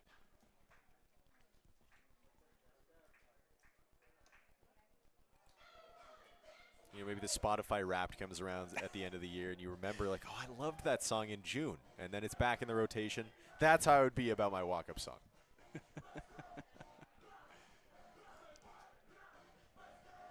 Connor Irvin doing a real good job here challenging these Guelph Royals hitters. Up around 49 pitches. Here's the 2-2. Another one fouled off. This is terrific at Ward. Looked like Leader was maybe thinking about running there. I heard someone yelling runner from the Brantford dugout over there. Ends up staying at first base. The pitch fouled off. Looked like, yeah, it did look like Leader took a couple hard steps and then stopped his momentum. But nonetheless, we do it again. It's a 2-2 count. Ward is fighting. Here's the pitch from Irvin. Ground ball hit right back up the middle. Taken by short on the first in time for the inning-ending double play. So it's a one-out single, but they can't get it around as the Royals hit into the inning-ending double play, and it's still 3-2 for the Brantford Red Sox as we head to the fifth. You're watching Guelph Royals TV. To be the best, you've got to bring performance from every second. The game is getting faster every season, so Rawlings made a time machine to help you keep up. Introducing the all-new Velo ACP. It's light, it's balanced, so you can pick your pitch and drive the ball with maximum exit velocity. The game's gotten faster. Your bat has too.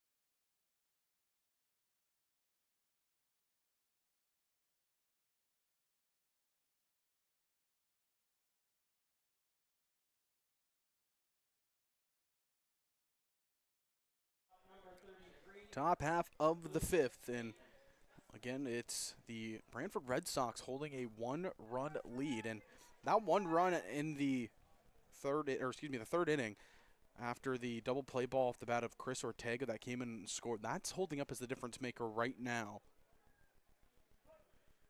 Well, for the most part, it's felt like these starting pitchers have been in control of this contest so far with, you know, a few little blips here and there where the batters have started to get the upper hand, but, I mean, Jacob Cush really starting to look good.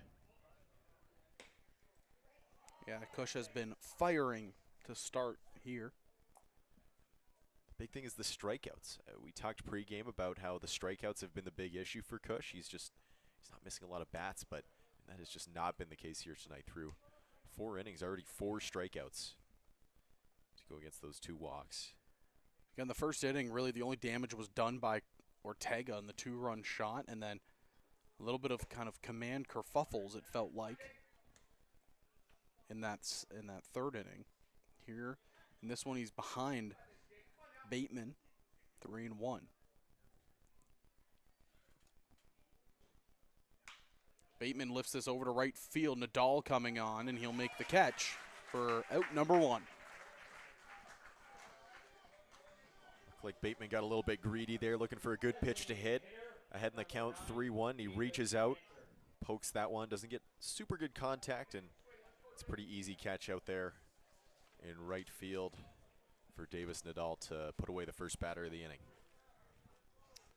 Back to the top of the order we go in Jacob Cantor, who grounded out to third, and then he hit a line drive over the head of Kyle Cush. So every time Cantor has come up, he has laced a ball over towards Kyle Cush. So far, it's 1-1 between the two of them. We'll see if we get a rubber match in that series between batter and third baseman. That's an Osby in the inside half, called for strike 2. Like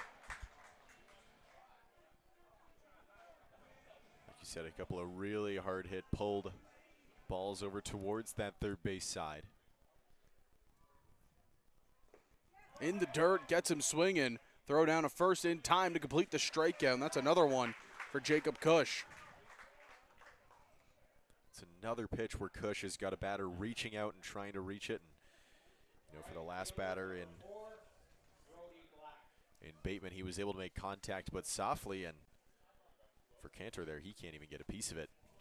It's a dropped third strike, but an easy throw over to first base to pick up out number 2, and another strikeout for Cush, up to 5 on the night.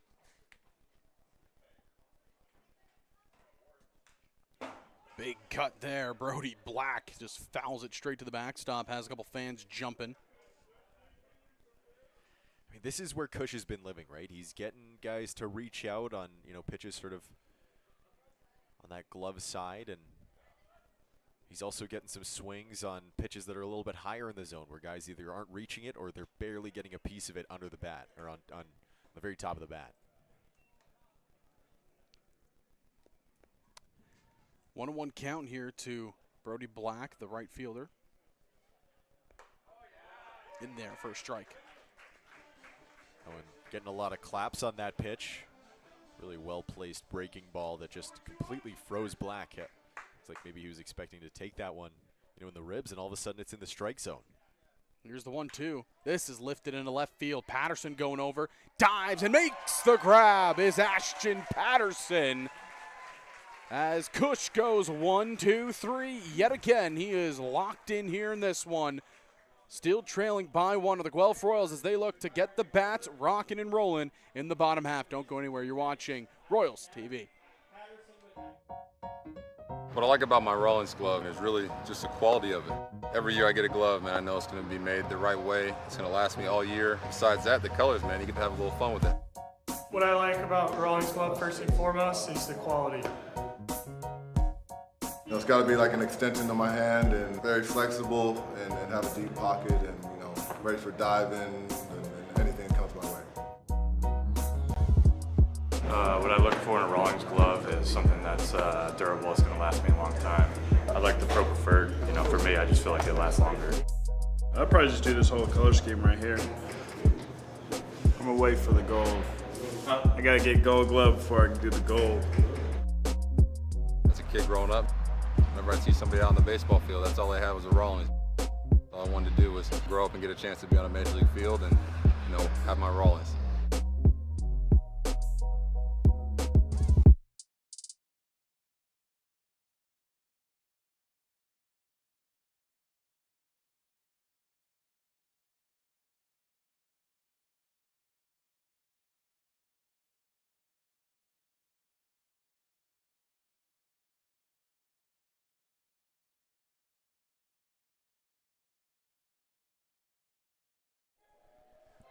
Back here for the bottom half of the 5th inning. It's going to be Cush, Patterson, then the top of the order, and Takamatsu due up.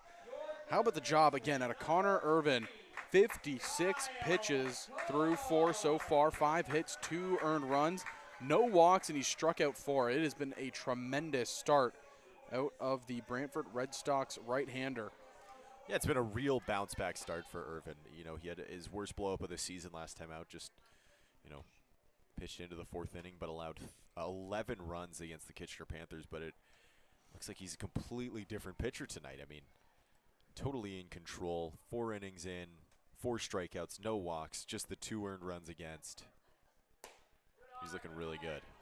Find the count here, though. Yeah, outside there, 2-0 here to Kyle Cush, who struck out swinging his last time up.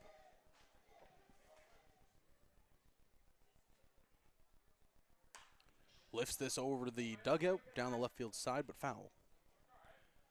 Looks like the shadows are starting to disappear out there in the outfield. It's going to be helpful for both sides. I'm sure the pitchers are happy to see that. They don't have to worry so much about balls hit out in that direction. I know both center fielders are probably saying, thank God. Can see the ball again.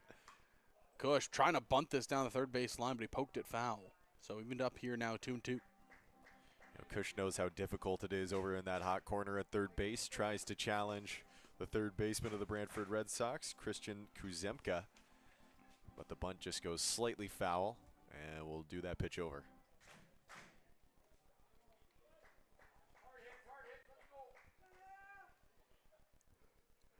Here's the 2-2 from Irvin. Inside, ball 3. I'm sure if you're a pitcher, it's gotta be so frustrating when, you know, an outfielder makes a mistake where they can't see the ball or anything like that, because it doesn't go down as an error if the outfielder doesn't get a glove on it. Pulled foul. Like so many, most of the time, if you're an infielder and you make a mistake, it's going to go down as an error because it's probably a fielding or throwing error. But if an outfielder makes a mistake, I mean, that is just assigned to the pitcher. That's just a hit against. That's earned runs against. It's never easy. It's always. That's why I don't ever envy being a scorekeeper. It's not an easy job. As Cush chases a high fastball, and that's strikeout number 5 on the ball game for Connor Irwin. He rocketed that one in there at the top of the zone. Cush swinging under it. You can see the dirt flying out of the glove of Andrew Savage there at the catcher position. That was a money fastball to put down Cush for his second strikeout. First pitch to Patterson is in there for strike 1. Not to the admise of the bystanders here in Guelph. Much chagrin. Lifted high and out of play foul. I'm always so taken aback that Ashton Patterson was born in 2004 and he was playing for the Royals in the 2022 season. I mean, that's ridiculous. I mean, he was so young when he debuted. Lines this one up the middle, diving snag to get it to his feet to throw, and Patterson will reach on a hustle single. You can see where the speed really comes out to help Patterson on that play. He hits that one pretty hard out towards second base, and looks like Bateman was almost able to make the play, but Patterson just so quick. Bateman has to rush the throw a little bit. It bounces into first base. Cassidy Watt can't scoop it. Even if he did, I'm not sure it would have mattered because Patterson was flying in there. And yeah, that will almost certainly go down as a base hit. So this brings up Garrett Takamatsu, who homered his last time up, a deep fly to left field. First pitch swinging here, and it's a line shot right back up the middle. Patterson on his horse. He's going to go first to third, and he'll be in there safely. So Takamatsu continues to swing a red-hot bat, his second hit of the ball game.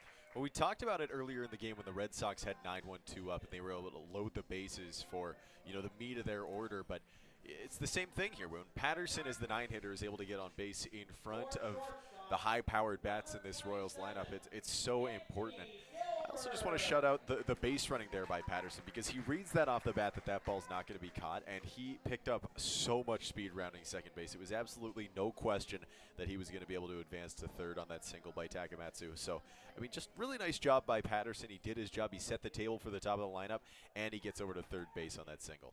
Sets up maybe the most dangerous hitter in this lineup right now, Anthony Gilbert, who watches strike 1 go by on the outside half. Again, we've talked about Gilbert at length today, but he has a hit streak that dates all the way back to June 7th. But it's not just a hit streak. It's a multi-hit game streak. I can never get the wording pronounced right, but he has multiple hits in multiple games. This one hit to third, throw to first, and they get the double play. Patterson, if Gilbert would have been safe, would have scored, but that will retire the side. The inning-ending double play, a tough pill for the Guelph Royals to swallow after getting the single and the man on third. We'll head over to the 6th inning. It is still 3-2 for the Brantford Red Sox. You're watching Guelph Royals baseball.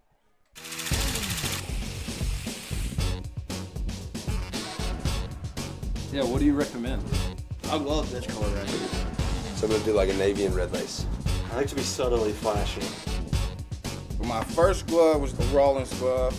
This right here is kind of my baby. Took a year for her to break in. Rawlings guys hooked me up with this color. It was a new color that came out, and I was like, let me get it. I always played with a Rawlings glove. That's all I know. It was branded in my brain to play with that.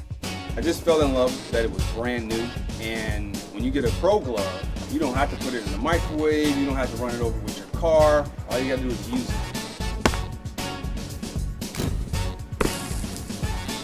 If I missed the ball with this glove, it went in the microwave. That was his punishment. He's blaming the arrow and not the Indian.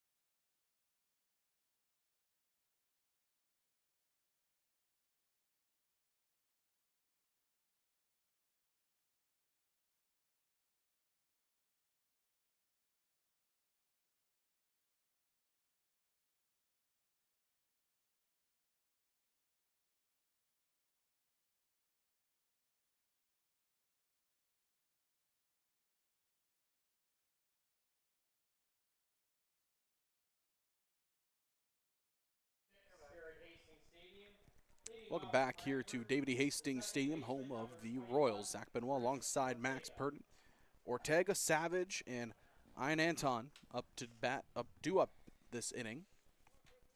Well, the pitching duel just continues in this one. Connor Irvin, what a play. What a well-executed pitch to get that double play with runners on the corners. First pitch swinging here is Ortega, and he will reach. Loops a ball into left field for his second hit of the ball game. Ambushes that first pitch. Looked like Cush tried to sneak one by him to get ahead in the count on the leadoff batter, but instead that one's deposited into left field, and now some traffic on the base paths. Savage hit by pitches last time up, his 7th time being hit this season. Starting to get a little bit calloused up there.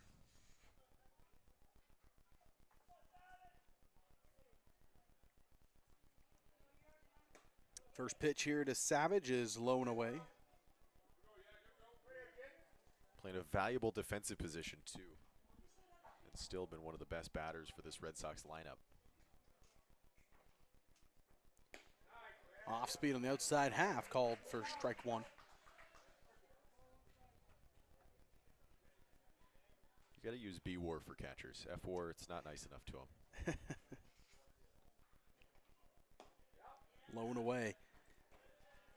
Savage last time up was hit by a pitch and was stranded on first.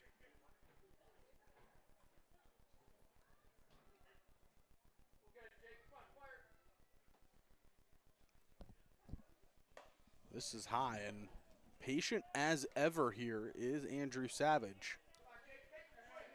Cush has been pretty efficient so far, 77 pitches here in this 6th inning. We'll see if he's able to continue that trend and pitch through the 6th like he did last time out. This is skied back behind the plate. Ward giving chase, but it's going to be out of play.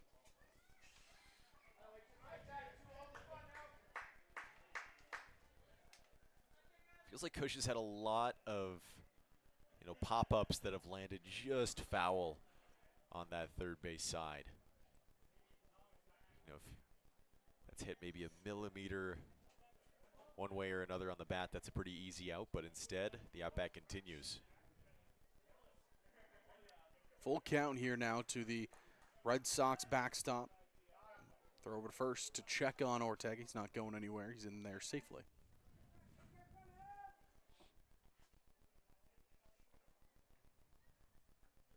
So we'll do it yet again. 3-2. Here's the pitch. Outside, ball 4.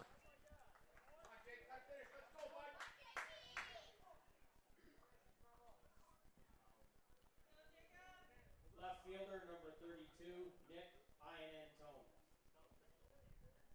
Well, it's just the 3rd walk of the season for Andrew Savage, despite the fact that he has been, such a dominant hitter for this Brantford lineup. Pitcher is certainly challenging him. 3rd walk of the ball game here for Cush as bunt gets laid down. They throw to 3, get him in time, back over to first, and it's offline. And will roll out of play, so the runners will advance.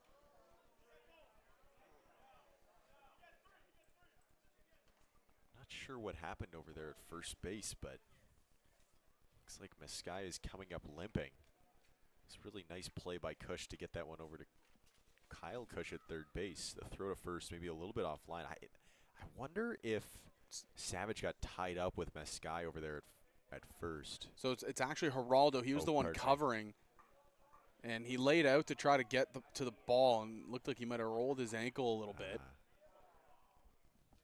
The umpires are discussing this. So the question here is the runner that was going to 3rd, does he get 3rd and then home? And they will give it to him. Wow. Well, the bunt causes chaos, and looked like it was going to be well executed defensively, but that throw to first being slightly offline ends up bringing home a run for the Red Sox in a game where runs are kind of at a premium. So Ortega is out going to 3rd. Andrew Savage will come in to score after the ball went out of play. So that's another big run. We talk about how big the run back in the 3rd was on the double play that happened for the Red Sox. That is a huge insurance run, especially with how well Connor Urban is pitching so far. Yeah, in a pitcher duel like this, I mean, every single run is so valuable.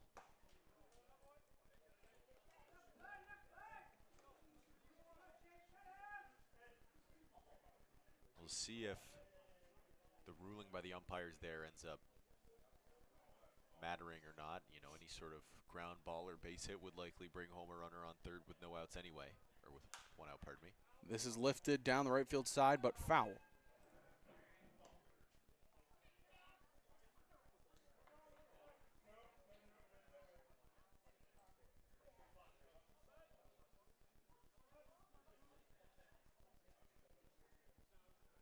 So Cush just trying to get out of this inning with limited damage. Lifted to short, caught by Gilbert, but he can't get to 2nd in time for the double play. But it's a big out number 2 for Jacob Cush. It's pretty good base running over there at 2nd base by Andrew Savage. He reads that one right off the bat, that one's going to be caught right behind him.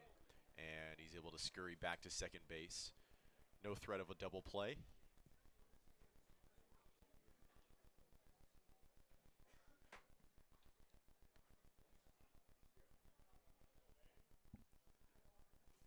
They'll bring up Walker Holtgren, who's swinging at the first pitch, and he fouls it back.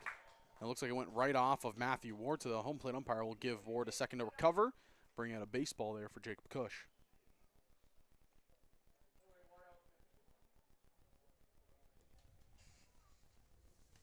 Holtgren flew out to center last time up.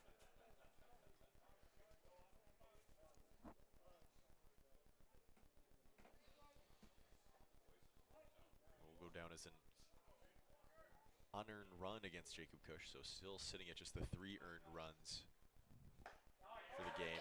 Big cut there, and quickly behind 0-2 here is Holtgren.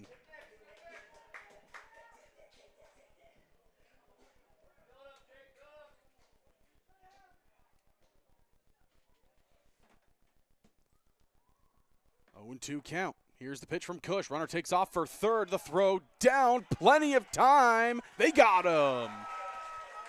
Matthew Ward shows off the arm as they get the runner trying to take off for third. One run does come across, so the Brantford Red Sox lead at 4-2. We head to the bottom half of the sixth. It's the 3, 4, 5 hitters due up for the Royals here in Guelph. What I like about my Rollins glove is really just the quality of it. Every year I get a glove, man, I know it's going to be made the right way. It's going to last me all year. Besides that, the colors, man, you get to have a little fun with it. What I like about Rollins glove first and foremost is the quality.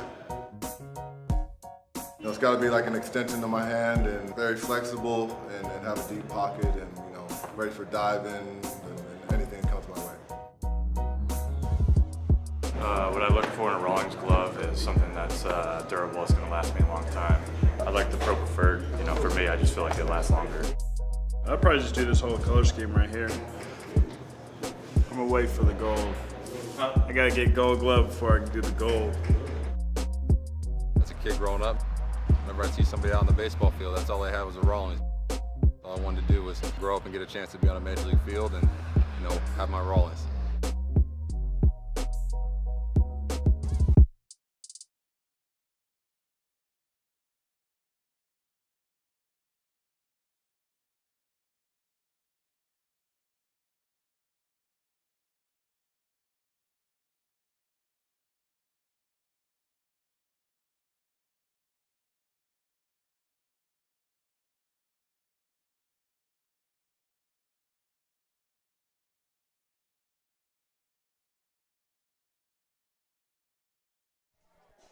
Well, back here in the bottom half of the sixth, it's Miguel Geraldo leading things off, Maskai to follow, and Davis Nadell batting third. The Royals trying to get some offense going here.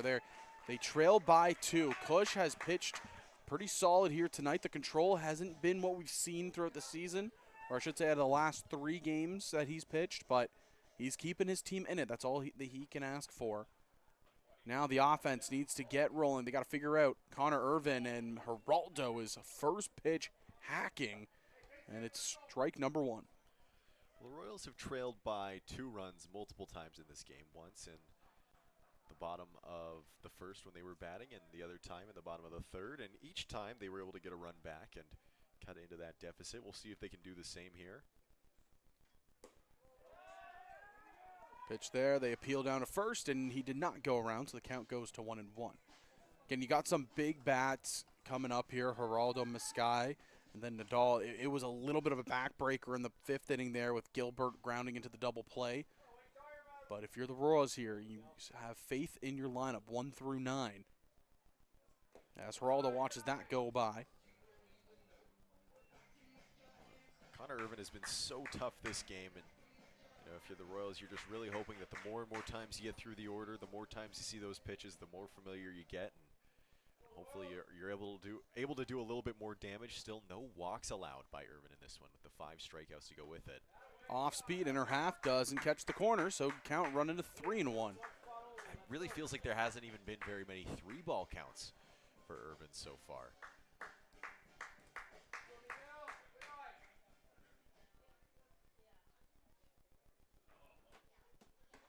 High missing, so it's a leadoff walk for the Royals second baseman. I'll bring up Victor Maskai. Your first baseman, number 18, Victor Maskai. If you're a pitcher, you just hate to allow that leadoff walk. It always feels like, when you issue a leadoff walk, it always feels like the leadoff walk comes around to score. And so in one way or another, it's tough, right? But looked like maybe Irvin lost control of the fastball a little bit. And all of a sudden, the tying run comes up to the plate in the form of Victor Maskai. Maskai, his first pitch swinging, and it's an off speed. He's way out in front there. Irvin had him leaning. Looks like he was definitely expecting a first pitch fastball, looking to ambush it. This is the first snag taken on a hop by Watt, and he's not going to be able to get the one at second. How about that? Maskai hit it right on the stitches, but Watt able to glove it down and block it. That one was an absolute rocket. over there to first base. It's a really nice play by Watt just to even field it. He loses it on the transfer, but he's able to get that crucial out at first base.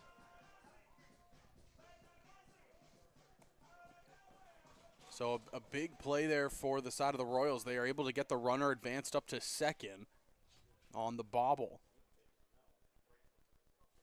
Here's Davis Nadal. He's first pitch swinging, and he's out in front of an off-speed there for strike one.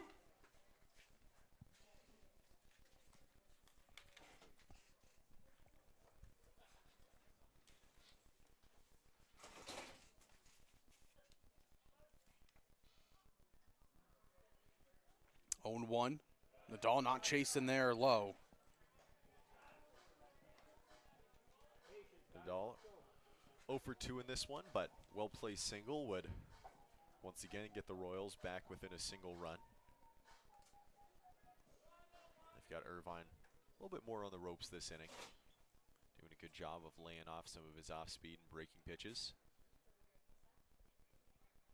1-1 is the count. Here's the pitch. Low in the dirt again. Good block by Savage. Geraldo at second base. Not much of a base-stealing threat. Just the 2 stolen bases for the season and in his CBL career. But you never know. You see a talented a pitcher, I mean, you're going to take advantage pretty much no matter what. 2-1 count here. Irvin checks on Geraldo at second. Here's the delivery. On the outside corner, called for strike 2. Nadal not agreeing with it. It's like a really nice frame there by Savage behind home plate.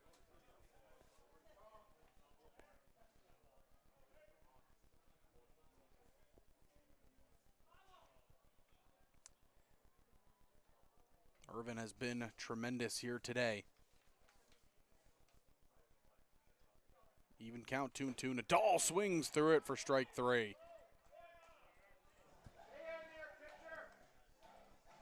Looks like Nadal got a piece of that one, but a nice play by Savage there behind the plate to get the catch for the foul tip. 3rd strike and out. Irvin has been so good in this game that he has dropped his ERA for the season by 1.3. A little bit more than 1.3, actually. 1.34, I think. Leader watches the first one go by, not agreeing there with the strike call. Gives it a little bit of a head shake. Yeah, this is by far the best game that Connor Irwin has pitched. The bullpen for Brantford is silent. Nobody warming up. This is his game until that pitch count rises. Leader watches that one in the dirt.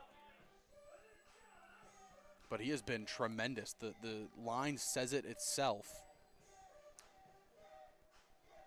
5 2/3, 6 hits, 2 runs, 1 walk, 6 strikeouts. It says a lot about, your team's confidence in your pitcher when you can be at 83 pitches and have no activity in the bullpen in the 6th inning. I mean, they've just got full confidence. Leader swings through that one, 1-2. Yeah, and he's also looking to try to get this quality start as well. 6 innings with 3 or less runs given up.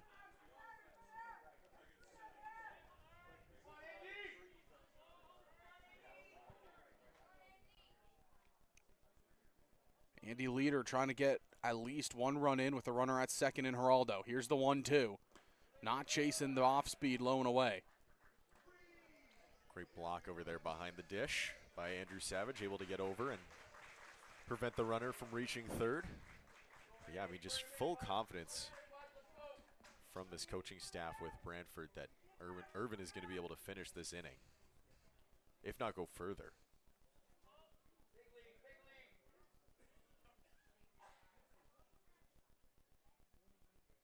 Here's the pitch from Irwin. Ground ball hit the third. Slide and grab, throw across is going to be in time. Have yourself a day, Connor Irwin. Tremendous stuff out of the right-hander from the Brantford Red Sox. He's through 6, only given up 2. We head towards the 7th inning with a new pitcher coming to the ball game, and Kyle Thomas. More on him when we come back to David E. Hastings Stadium. Get ready, Chatham Kents. For the first time ever in the new Canadian Baseball League era, the 2026 All-Star Showdown is landing at Fergie Jenkins Field on the July 11th and 12th weekend. The league's top talent all in one place. Watch the full slate of skills competitions, including the popular Home Run Derby on Saturday, and on Sunday, the ultimate 2026 CBL All-Star Game featuring your favorite players for a mid-season showdown. Chatham Kents, it's our time. The All-Star Weekend of the new CBL era. It's history in the making.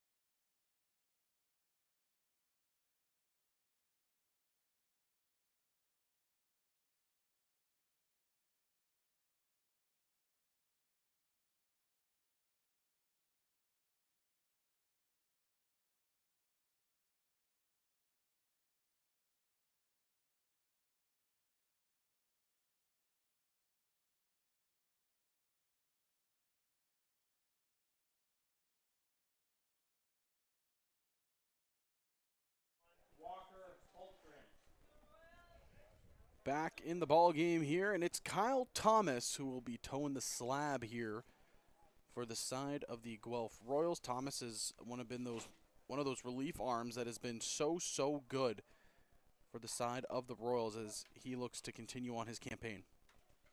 He's been consistent last 3 times out, just a single earned run against. Formerly a farmhand in the Tigers system. Yeah, like you said, he's been really effective out of the bullpen so far this season for the Royals.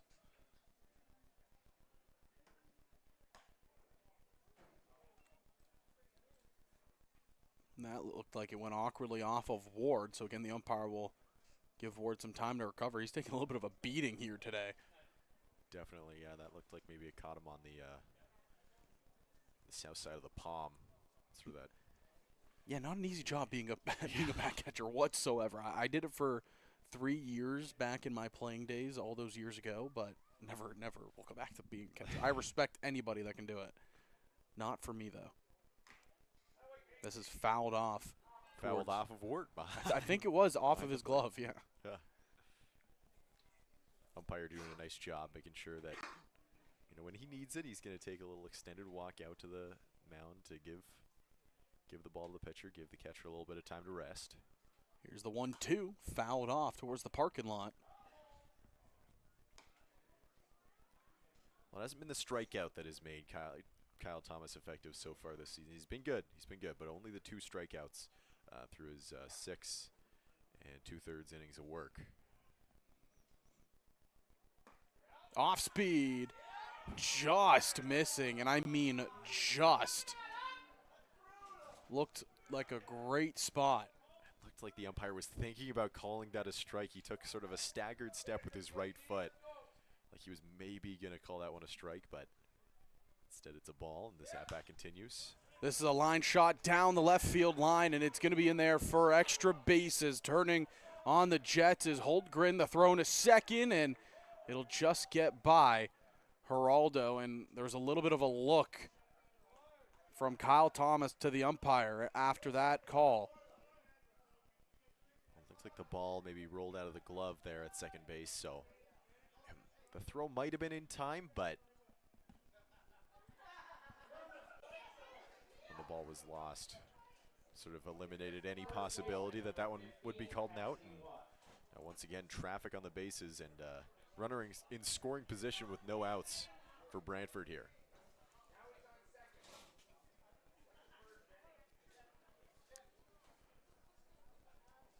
So again, the Guelph faithful not to the liking right now of the home plate umpire. Is there ever a a home crowd that loves an umpire, though. In the defense of the umpire. When you ever hear home crowds cheering for an umpire? You got a fair point there, partner. You got a fair point.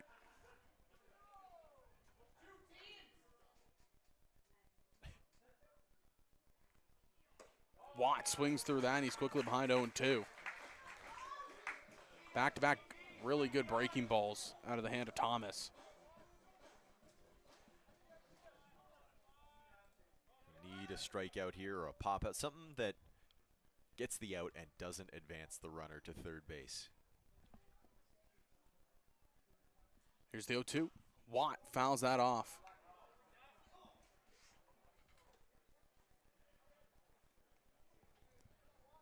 Boy, this would be a huge game for the Brantford Red Sox if they're able to hold on for this victory. Again, a team that has struggled so far to this point, 4-10 on the season.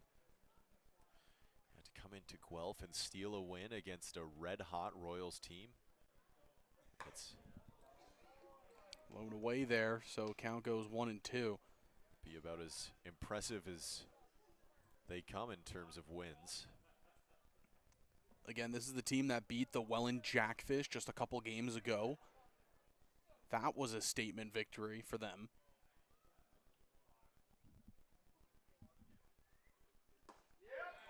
They're looking strike 3. And Cassidy Watt not agreeing with it whatsoever. Well, that looked like a really nicely executed pitch on the outside of the zone. Maybe a little bit of a frame job there by Ward, but if you ask me, it was just a pitcher's pitch. So a big strikeout there for Kyle Thomas.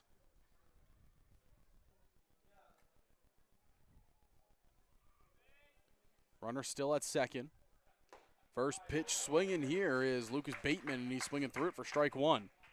It's like sort of an emergency hack. Breaking balls started to creep more towards the plate, and Bateman a little bit late on it.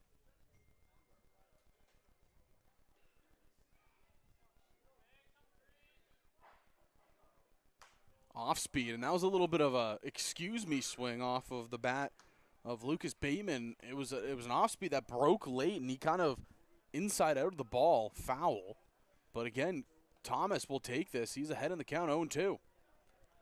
Well, that one drew a mob of young fans over there behind the Brantford dugout. The ball bounced off a tree and landed over there beside the stands. Here's the 0-2, swung on and missed, strike 3. Thomas back-to-back Ks. That one was a fireball, top rail of the zone, second strikeout of the game, and in his first 2 batters of the game, he has already matched his total strikeouts for the season. 2 coming into tonight through 6 2/3, and 2 tonight in 2/3. This would be huge for Thomas after the leadoff double. Outside half, looked good, didn't get it. 1-0. Yeah, I mean, getting those strikeouts in that spot, like I said, to be able to get those outs without allowing the runner to advance to third, it is so important at trying to keep that runner at bay and prevent him from crossing home plate. Off speed, again, looked solid, didn't get the count, so it's 2-0. This is the dangerous part of the order. Back to the top, this is Cantor. You got Brody Black behind him and Ortega 2 spots away.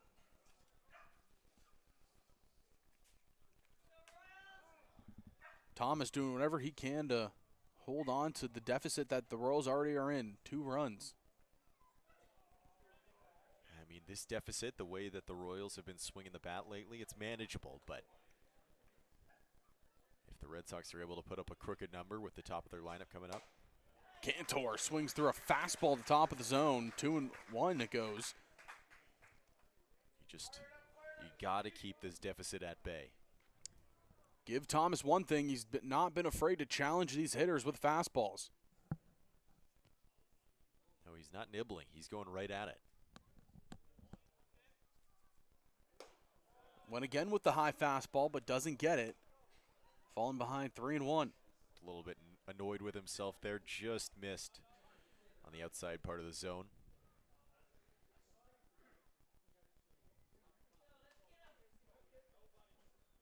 Three and one to the Red Sox designated hitter, Cantor. 1 for 3 on the day. And he'll watch that one go by, so he's reached base for the second time.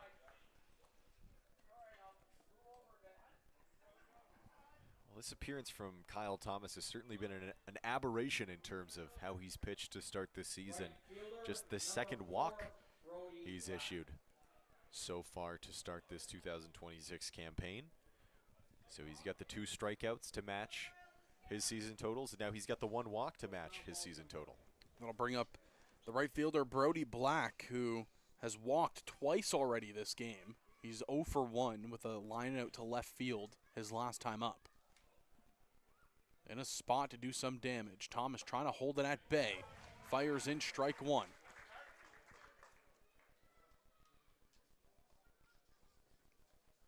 It's just a huge spot in the game. I mean, if you can sit down this top part of the Red Sox order without allowing any runs, it would just be an enormous momentum swing in favor of the Royals. High and inside, 1-1. You don't want to give Ortega another opportunity with the bases loaded. Absolutely not, or Savage behind him. The 2 most dangerous hitters in this Red Sox order looming. This is the guy you want to get if you are Kyle Thomas. 1-1 count. Here's the pitch. Called, strike 2. The fans can feel the weight of the moment. Claps are getting a little bit more thunderous after each strike delivered.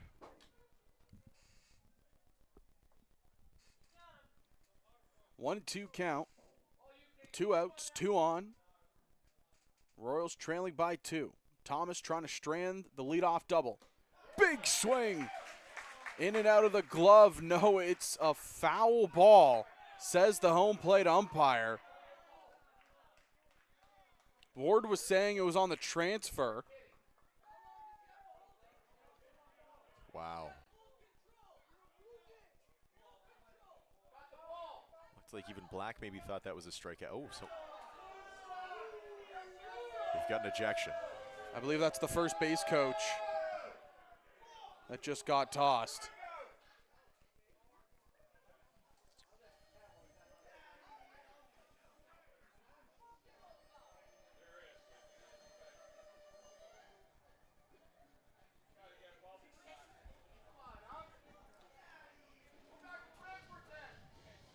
A lot of angry people in this Guelph crowd and over in that Royals dugout. Looks like a complicated play to sort through for the home plate umpire. Tough to tell from our vantage point what exactly happened there, whether or not the ball bounced into the glove, whether it was lost on the transfer. So again, that was first base coach Donnie Fell, who was ejected.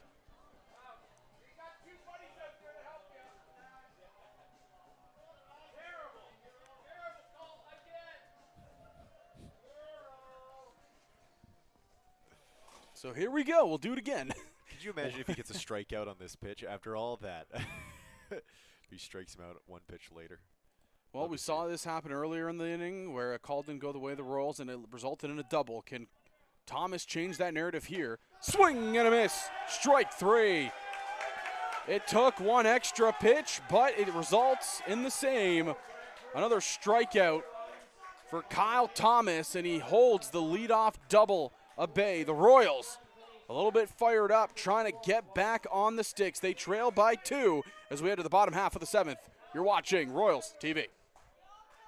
Get ready, Chatham Kents. For the first time ever in the new Canadian Baseball League era, the 2026 All-Star Showdown is landing at Fergie Jenkins Field on the July 11th and 12th weekend. The league's top talent, all in one place. Watch the full slate of skills competitions, including the popular Home Run Derby on Saturday, and on Sunday, the ultimate 2026 CBL All-Star Game featuring your favorite players for a mid-season showdown. Chatham Kents, it's our time. The All-Star Weekend of the new CBL era. It's history in the making. Everyone dreams of being great. Only a select few can be iconic, but only one is chosen. Introducing the Chosen One from Rawlings. The all-new one-piece composite iteration of the top-rated and established Icon BB Core bat.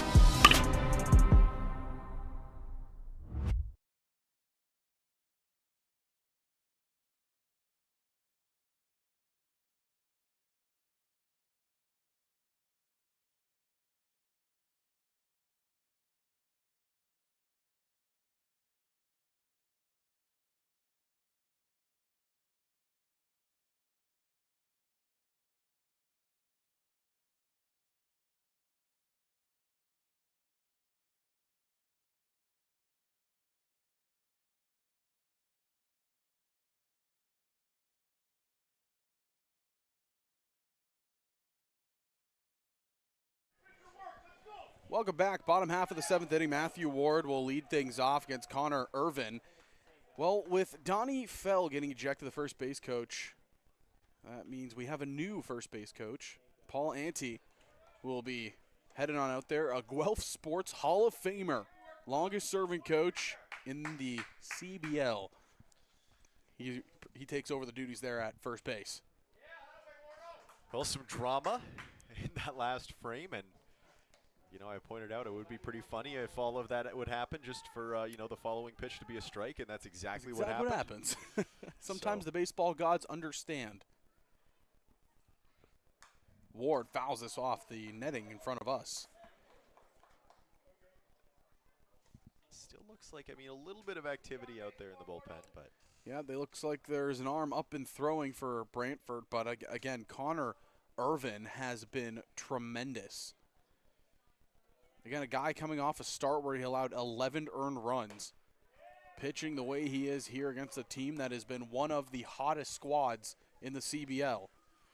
Well, it's set up perfectly for Irvin to have a chance to pitch 7 full innings. He gets 7, 8, 9 here in the bottom of the 7th. Here's the 2-2. Pulled down the third baseline, but foul. Probably goes into the decision-making to send him back out there to start the 7th.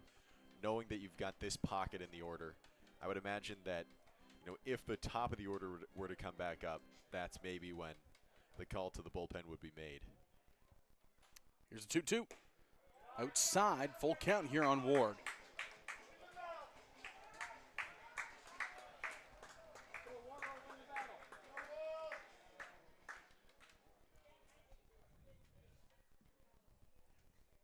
Here's the full count pitch to Ward. He lifts this. Deep left field going back, and it's down off the wall. Ward rounding first. He'll be in there with a stand-up double to start off the bottom of the 7th. That is exactly what the Royals needed. Irvin comes out. He tries to finish off his outing against the bottom of the order. Instead, that one's deposited into the gap out there in left center. And a runner in scoring position, and a chance for the Royals to get one back and maybe tie it up with the tying run now up at the plate in Kyle Cush.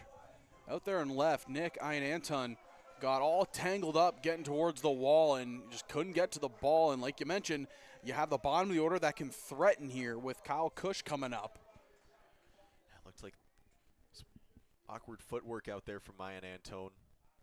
That one was hit so hard, it might have been difficult to read where the trajectory was exactly going off the bat of Matthew Ward.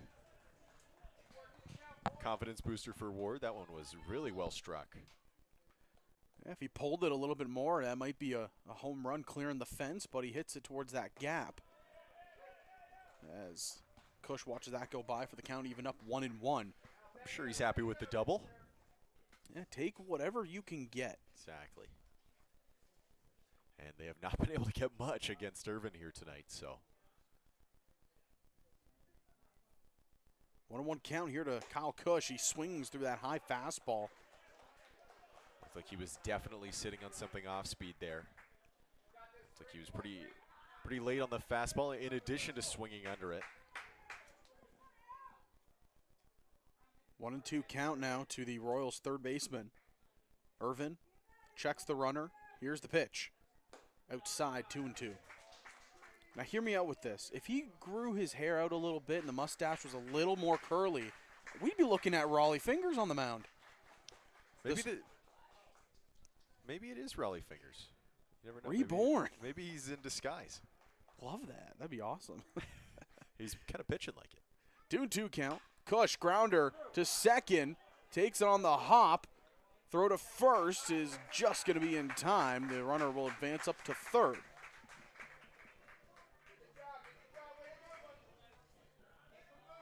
Nice play out there at second by Ortega. The play sort of drifted him towards second base, but he's able to regain his balance and fire a strike over to first and beat Cush, who was really motoring out there towards the bag. Brings up Ashton Patterson.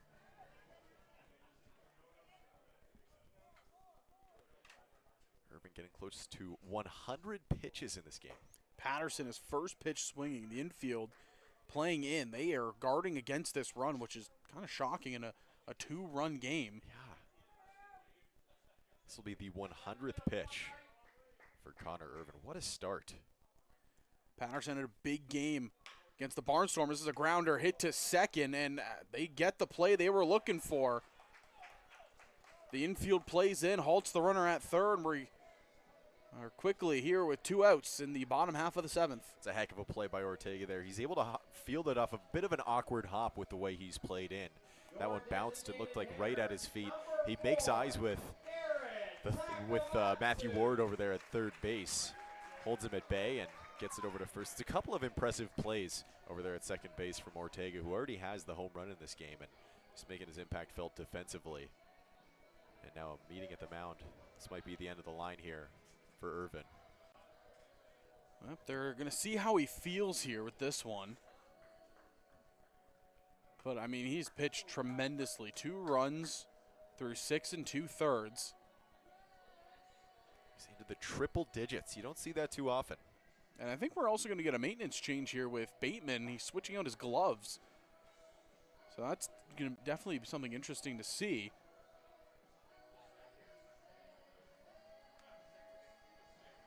A long discussion here on the mound. Umpires there, I mean, they're just going to give it to him, so they're going to say he's going to keep on going. Let's hear you, Royals fans. Yeah, you know, last night at the Blue Jays game, Dylan Cease was into the triple digits the same way that Irvin is here. And he told John Schneider, I want to stay in the game, and he promptly allowed the tying run. So Irvin looking for a better fate here. Yep, he has maybe one of the hottest hitters.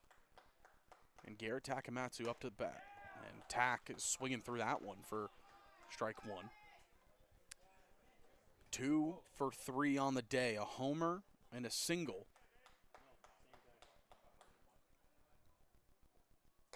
Outside, 1-1. Again, things can get very dangerous.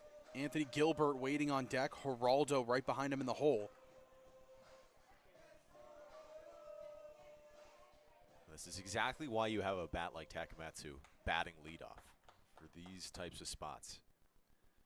You want him to get as many opportunities at the plate as possible with the way that he's hit the bat, not only this season, but just across his career in the CBL.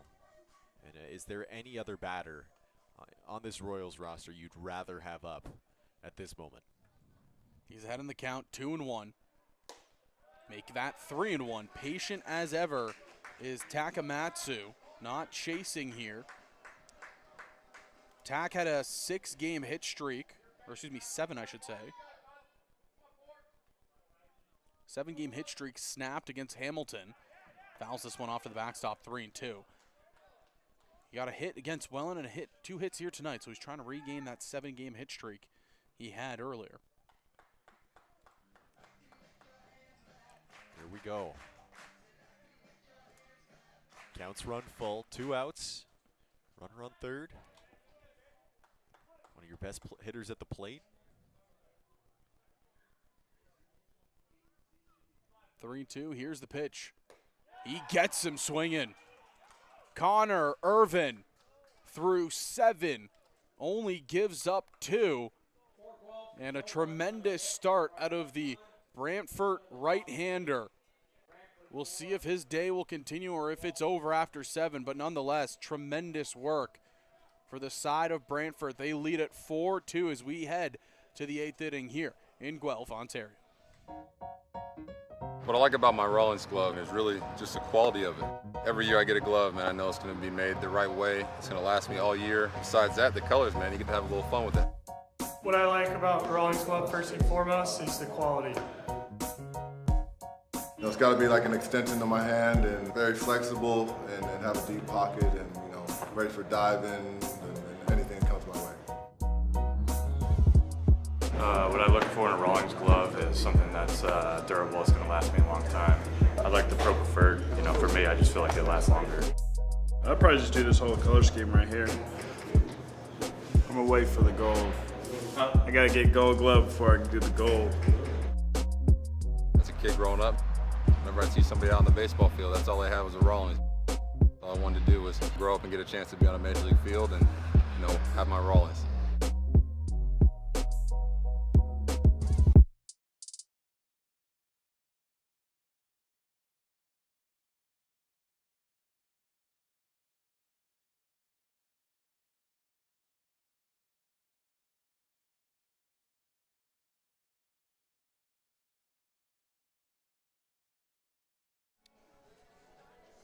Welcome back to Guelph, Ontario. Well, the next 5 games for the Royals looks like this. On Thursday, the 25th, they will head down the road to Kitchener to play the Panthers. Then they have a big matchup against Barrie, which should be an interesting one on Saturday. Sunday, they travel to Brantford Red to play the Red Sox. Then back at Kitchener on Wednesday on Canada Day. And then Thursday, July 2nd, they are up in Barrie. So they go on a 3-game road trip after that Barrie game. Should be interesting to see as they have a couple away games coming up. An extended period of time away from home. Usually the Royals are hosting these Tuesday night home games, but it's not the case next week. Instead, they go on the road and play on Canada Day in Kitchener on Wednesday the 1st. They might have a game coming up on that Tuesday. I did hear rumblings of a possible reschedule for the rain-out games. So just keep an eye on the schedule there, Royals fans. Check out the social media as well. They'll keep you updated on if that game gets scheduled for that date. But I did hear rumblings that could be a possibility. Good shout. Well, Kyle Thomas struck out the side in his first inning of work. I can't believe it, but I said when he had first come out that strikeouts weren't really his strength, but he heard you all the way on the mound. He heard you. He must have. Quickly evens up the count, 2-2 there. And he is firing into these hitters right now. He's looking really confident. Well, the Royals have threatened the last couple of innings, but they have not been able to figure out Connor Irvin, who looked tremendous today. Goes a full 7. I mean, what a start. Ortega not chasing. Count goes full. I mean, how crazy is it to come off an outing where you go 3 1/3 and you allow 11 runs, to then your next start you're going 7 with only 2 runs allowed? I mean, this is a line shot to Cush at third. He has tons of time, and he'll take it over to first in time for out number 1. Impressive play over there at third by Kyle Cush. The bounce backs him up a little bit, but he sets his feet and he fires it over to first with more than plenty of time. I mean, that one beat the run by a mile.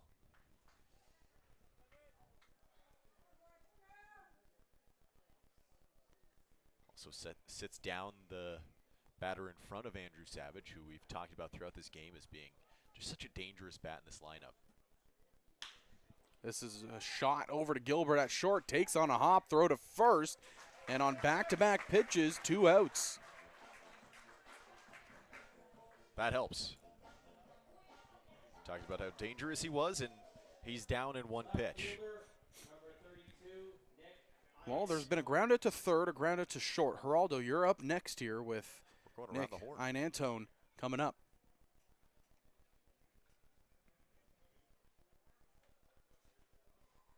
Lefty bat, I mean, it could happen.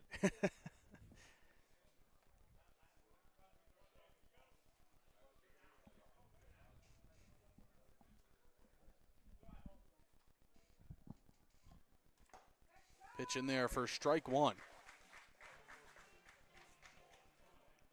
Lion Antone, his batting stance really looks like Mike Trout to me. I think that is who he's trying to replicate. What do you think? Yeah, has the hands up high, and it looks like a pretty short leg kick as well. It's really Troutian to me. That's a good word. Save that one in the dictionary. Just missing low and away. Falls behind here 2-1.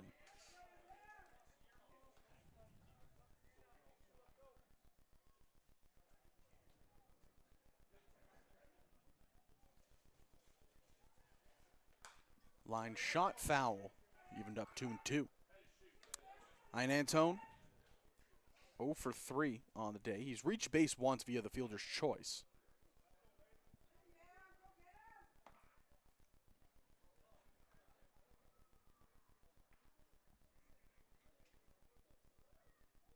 Here's the 2-2.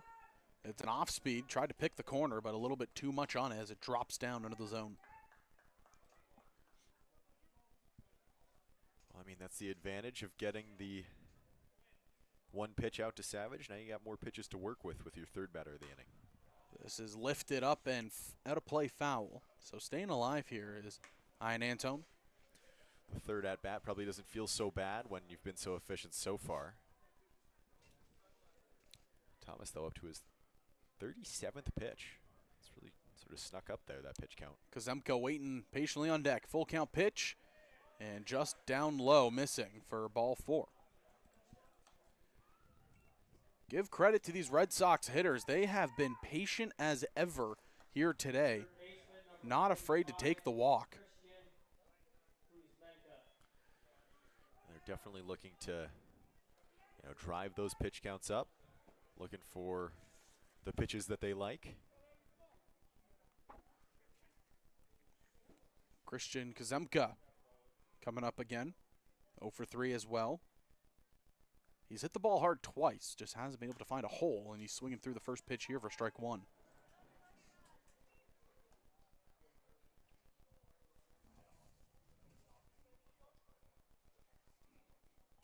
Thomas has also put a pretty big dent in his season ERA. Down from 4.05 coming into 3.24.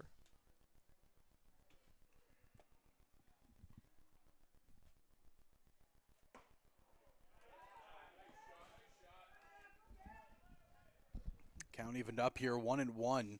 Kazemka patient as ever here at the plate. Again, it kind of just seems like a team-wide mindset right now for the side of the Brantford Red Sox is just let the pitchers pitch to you. They have been taking their walks today.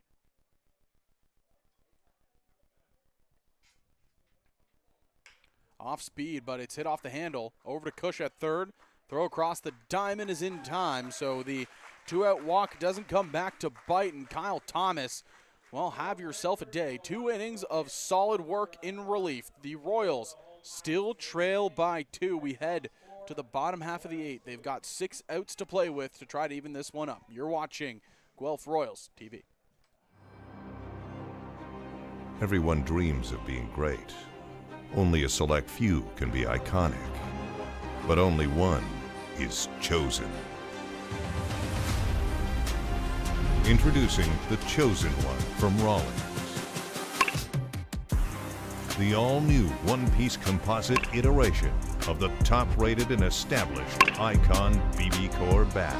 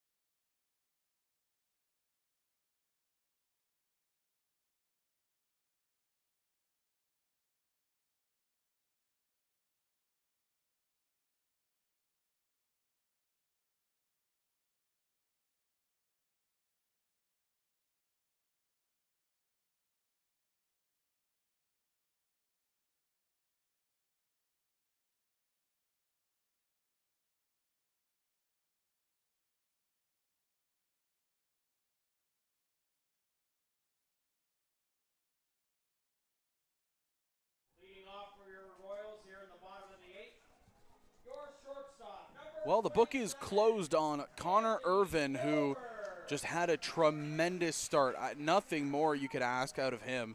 He went 7 innings of 2-run ball, and it was just top to bottom. Tremendous stuff out of him. Final line score, 7 innings, 7 hits given up, 2 earned runs, 1 walk, 7 strikeouts. And, I mean, I don't know what else you can ask for. That was just as picture perfect of an outing as you can ask. And he'll give way for the new arm, number 24, Halden Craig.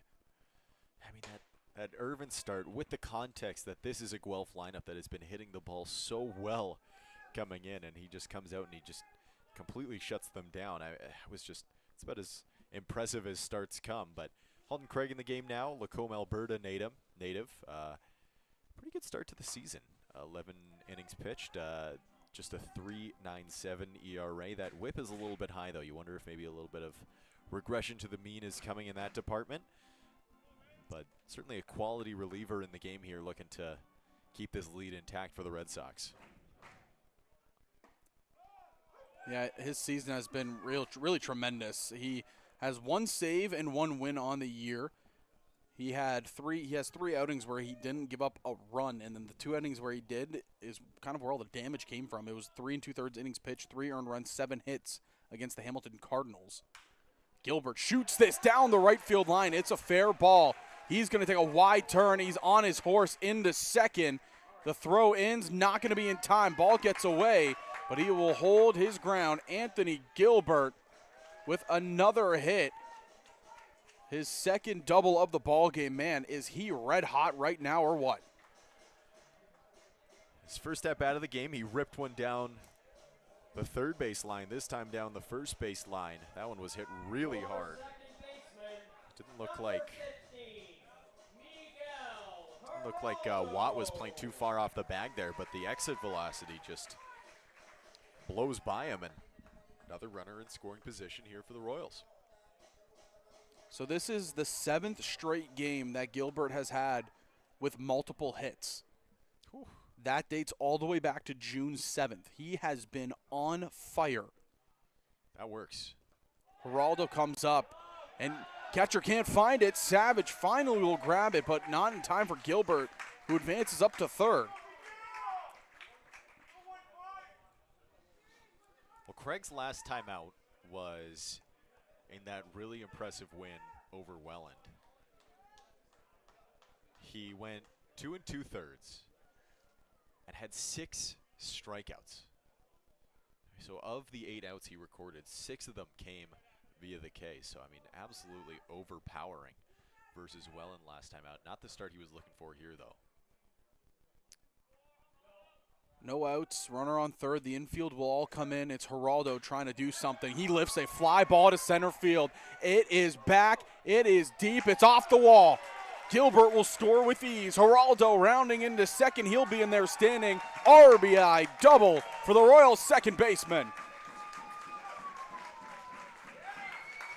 Well, that one just kept drifting back and back and back and back on Walker Holmgren. It bounces on the wall. And an RBI double brings this game back within 1. No outs, a runner in scoring position, and a real chance to tie here, as the Royals have just jumped all over Craig here in this bottom of the 8th inning.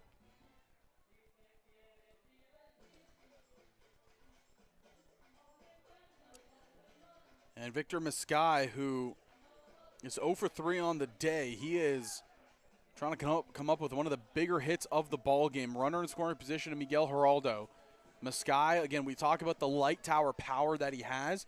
We also know he has that big strikeout in his game. So here, you got to kind of try to find that middle ground of just make contact here. He's still a young player, 25 years old, in his first season with the Guelph Royals. A huge spot here for Mascai.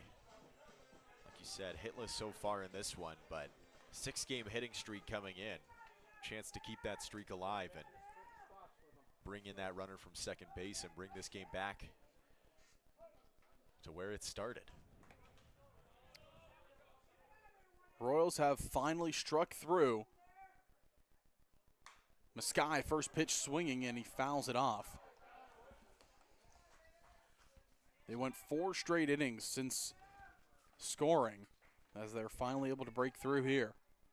It's an impressive move by Nadal over there. That one was fouled up into the net. I did see that, yeah. Nadal deflected it with his bat in the on-deck circle. Maskai not agreeing with that one. Looked like it was on the inner half, but it's called strike 2. He certainly thought that one was coming in on him on the inside of the plate. He backed up and it's called a strike nonetheless. Craig trying to get a big out here. Maskai grounder to short. Taken on a hop, it's through. Geraldo will come around to score. The air will most likely go on a Lucas Bateman, but we have a brand new ball game. It's 4-4.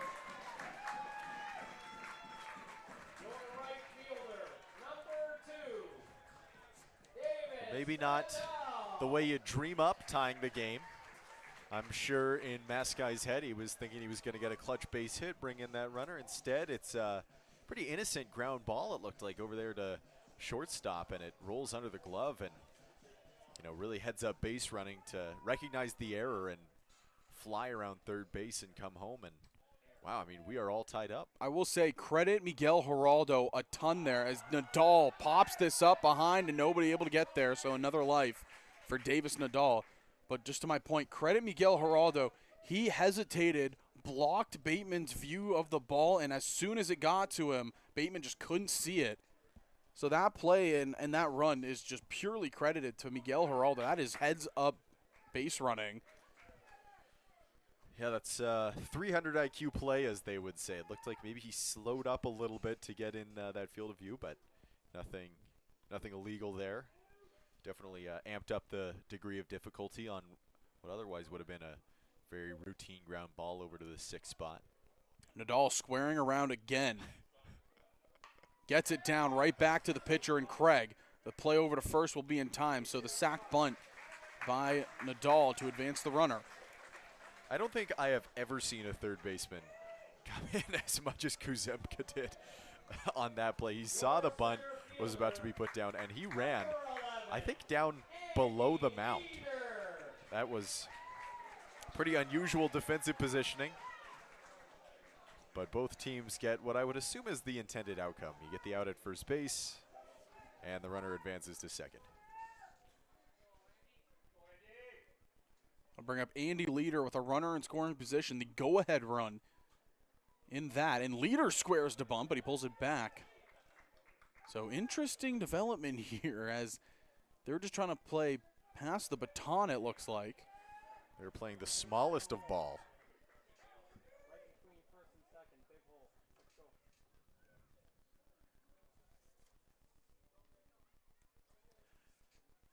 Craig checking on the sky back there at second. A long look back, and time is called by Leader. After Leader, it would be Matthew Ward up to bat, who hit that double earlier in this game.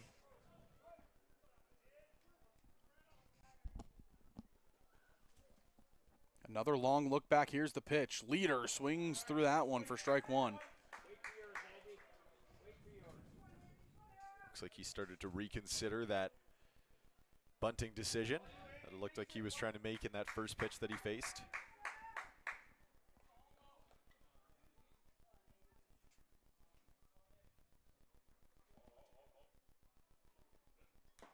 Swing through there, and it's foul tipped into the glove.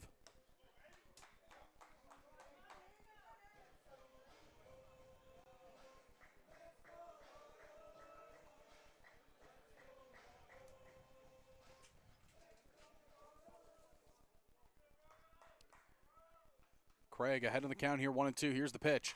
Leader flies this right in front of the Red Sox dugout. Watt going over, and he'll make the grab. Maskai thought about tagging up, but he just tries to fake the run and maybe get a throw at a Watt. It looked like maybe he was going to take off there, but nice job there by Craig to get pretty easy pop-up towards the dugout over there. Just the same thing as a strikeout, really. You get the out and you prevent the runner from advancing. Now Ward up to bat, 1 for 3 on the night. Like I said, the double earlier in the game. And as big of a spot as they really come, a chance to put the Royals in front for the first time tonight. The runner at second, 2 outs.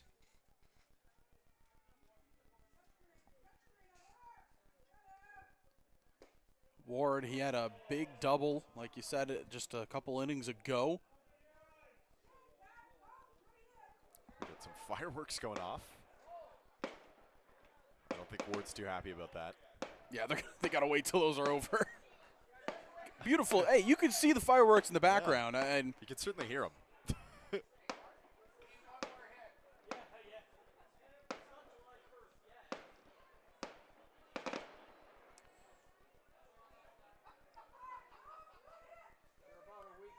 What do you think that conversation looks like between umpire and they're probably saying, well, catcher? let's see what happens. But I know. I mean, after that first batch, I would have immediately called play because, again, they got to take time to switch over the fireworks, relight them.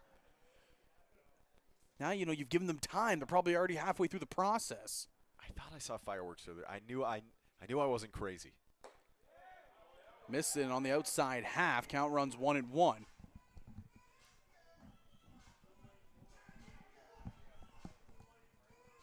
To the Royals faithful that are here, everyone just kind of looking around saying they're about a week early. Canada Day next week. That was a test run. Ward, line shot into second. The throw to first by Ortega, and it's picked by Cassidy Watt. So a great play by the Red Sox first baseman. And we head to the ninth, tied 4-4 here in Guelph.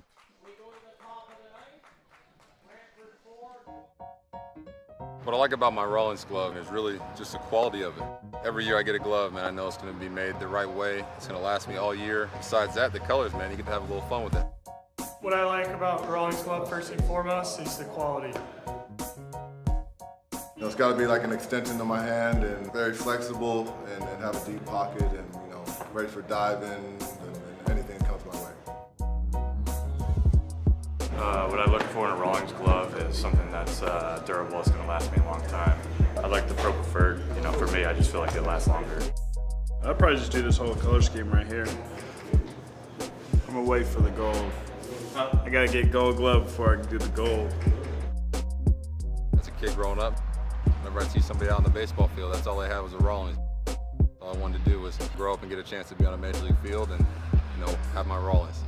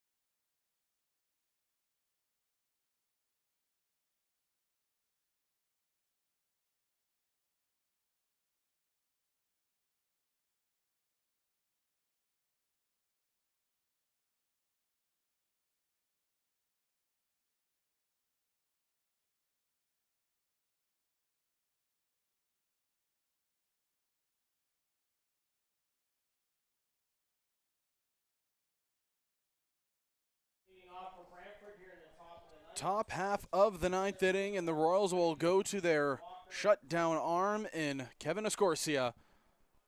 He will face the bottom three, 7, 8, 9, Holtgren, Watt, and Bateman.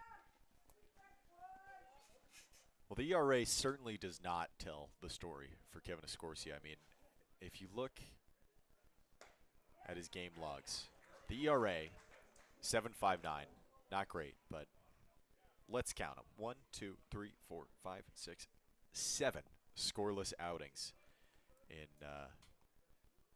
I believe it's 10 appearances. So that's inside, and that is going to hit Holtgren right on that elbow guard.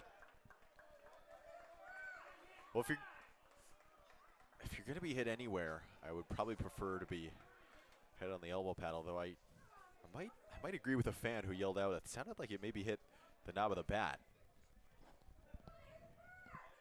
They're going to appeal it here, the umpiring crew. But to your point about Escorcia, he has looked tremendous. You really take away that first outing he had against the Welland Jackfish on May 16th, he's only given up 4 runs in this ball game. It has really just been tremendous stuff out of the left-hander. Hey, he's been absolutely brilliant in a relief role. And the umpires will come to the conclusion that it did indeed hit the elbow guard. First baseman number 15. It was a suspicious sound, but the umpire definitely in a better position to judge what happened on that play than you or I, so I can't make any determinations.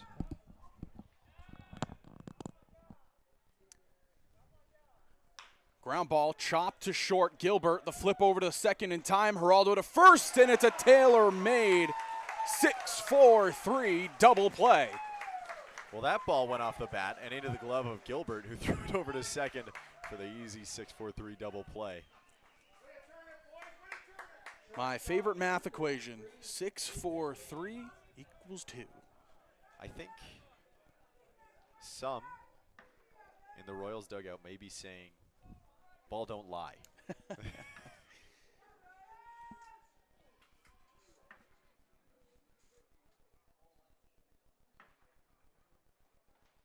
Ground ball pulled to Gilbert at short again. Takes it, throw to first.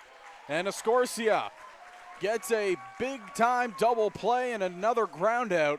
The Royals will head to the bottom half of the ninth with a chance to walk it off here at home. Get ready, Chatham Kents. For the first time ever in the new Canadian Baseball League era, the 2026 All-Star Showdown is landing at Fergie Jenkins Field on the July 11th and 12th weekend. The league's top talent all in one place. Watch the full slate of skills competitions, including the popular Home Run Derby on Saturday, and on Sunday, the ultimate 2026 CBL All-Star Game featuring your favorite players for a mid-season showdown. Chatham Kents, it's our time. The All-Star Weekend of the new CBL era. It's history in the making.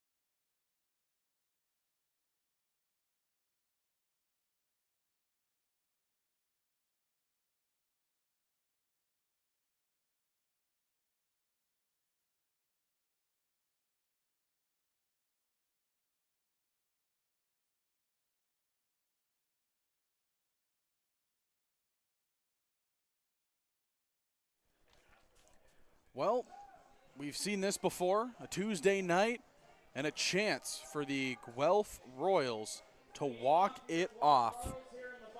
A new hitter into the ball game, number 7, Carson Burns, he will come into pinch hit for Kyle Cush. We get a lefty bat up against the right-handed arm of Halton Craig, who comes in for another inning of work. And like you said, partner, I mean, one swing could win it here in the bottom of the ninth. First pitch there, low and away by Craig for ball 1 to Burns. Burns, a real CBL veteran. Made his debut with Barrie all the way back in the 2018 season. Lifts this ball into left field, but he can't see it. Now he gets to it. is Ian Antone, and he makes the grab for out number 1. That ball hung up, and for most of its flight path, it looked like Ian Antone maybe didn't quite see it, but the last moment he's able to get over and make the catch, and Burns is retired. Now the baton is passed to Patterson, who will also have a chance to win it with a single swing. Well, Patterson is not a stranger to scoring the winning run. He was the winning run a couple of games ago. Squares to bunt and just pokes it foul. Well, he's fast. That definitely would have been a close play at first base had that bunt gone fair. He's a guy they want to get on base, especially for Takamatsu and Gilbert, who loom on deck and in the hole. Yeah, if he can get on base, I mean, your odds of winning shoot up exponentially. Here's the 0-1. Make it 0-2 here to Patterson.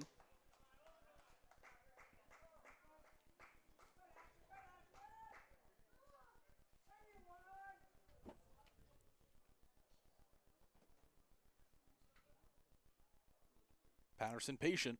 Here's the 0-2. Just missing.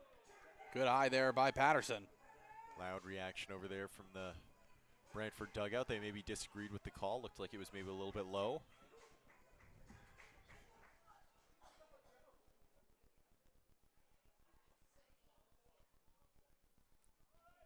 One and 2 count now to the number 9 hitter for the Royals.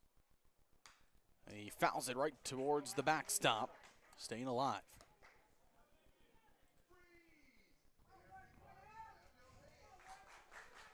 Pitch count up to 24 for Craig.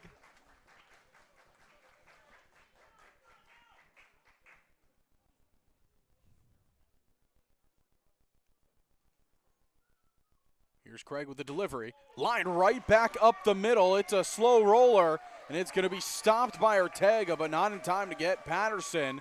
It's a 1-out single for the number 9 hitter. Well, that was just a perfectly placed ground ball. Sent it right back where it came from. And it splits Bateman and Ortega out there in the middle infield, and it looked like it rolled over the second base out there. Like you said, it wasn't not a ton of exit velocity on that, but when you put it in the right spot, that doesn't matter too much. And, you know, we talked about having a runner on base in front of Takamatsu, and Patterson gets the job done.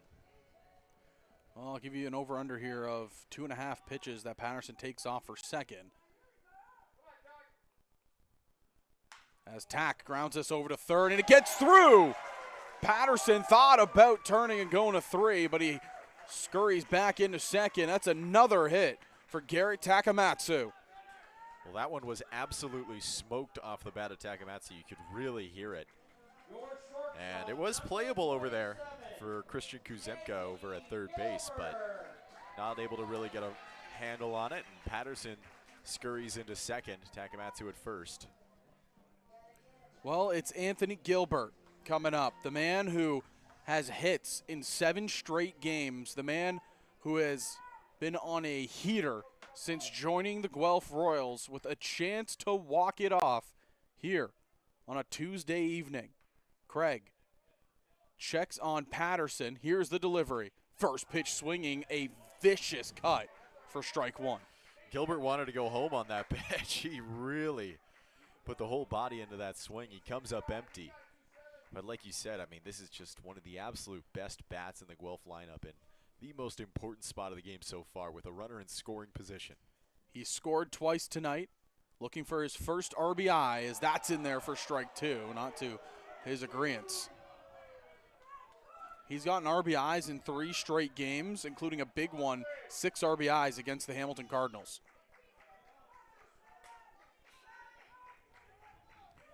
No RBI this season would be bigger than the one that he could pick up here.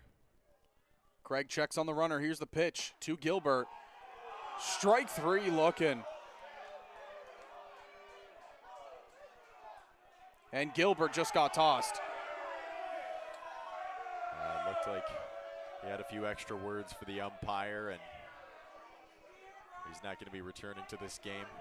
Second ejection already tonight for the Royals, and Here we go.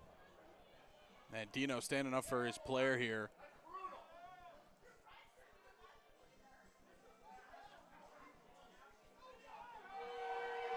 And Dino is going to get his words in here.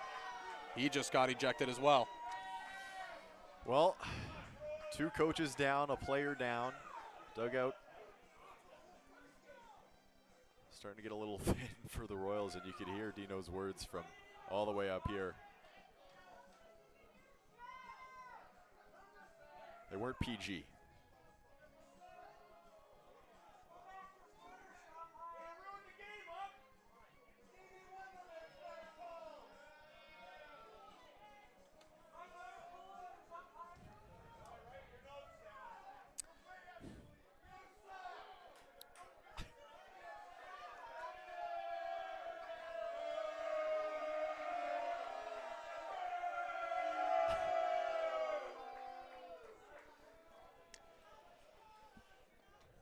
So I'm not sure who's going to take over the duties at first base. Somebody is going out there. Paul Ante will head over to third, and now he's the third base coach. Miguel Geraldo will come up to bat. He has 2 RBIs on the night. He's doubled twice, he's singled once, and he walked. He has been on base 4 times. He's 3 for 3. He's already had 1 walk-off this season. Here's the pitch from Craig. First pitch there for strike 1.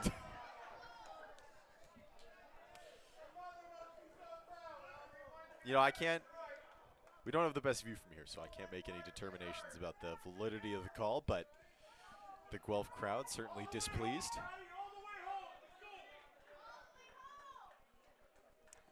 0-1 here to Geraldo. Craig, another long check on Patterson at second. Here's the 0-1. Geraldo lifts it, foul.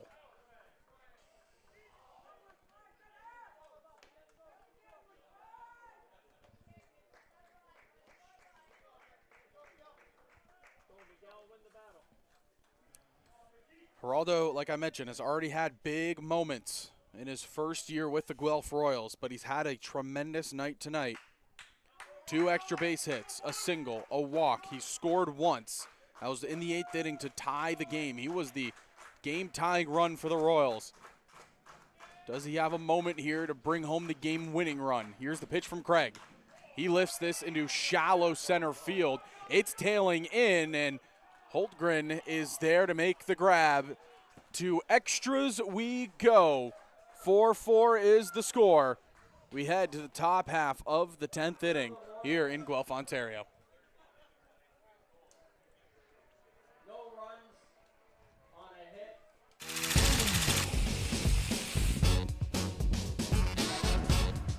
Yeah, what do you recommend? I love this color right here. So I'm gonna do like a navy and red lace. I like to be subtly flashy. My first glove was the Rawlins glove. Right here is kind of my baby. Took a year for her to break in. Rawlins guys hooked me up with this color. It was a new color that came out, and I was like, let me get it. I always played with a Rawlins glove. That's all I know. It was branded in my brain to play with that. I just fell in love that it was brand new, and when you get a pro glove, you don't have to put it in the microwave, you don't have to run it over with your car. All you gotta do is use it.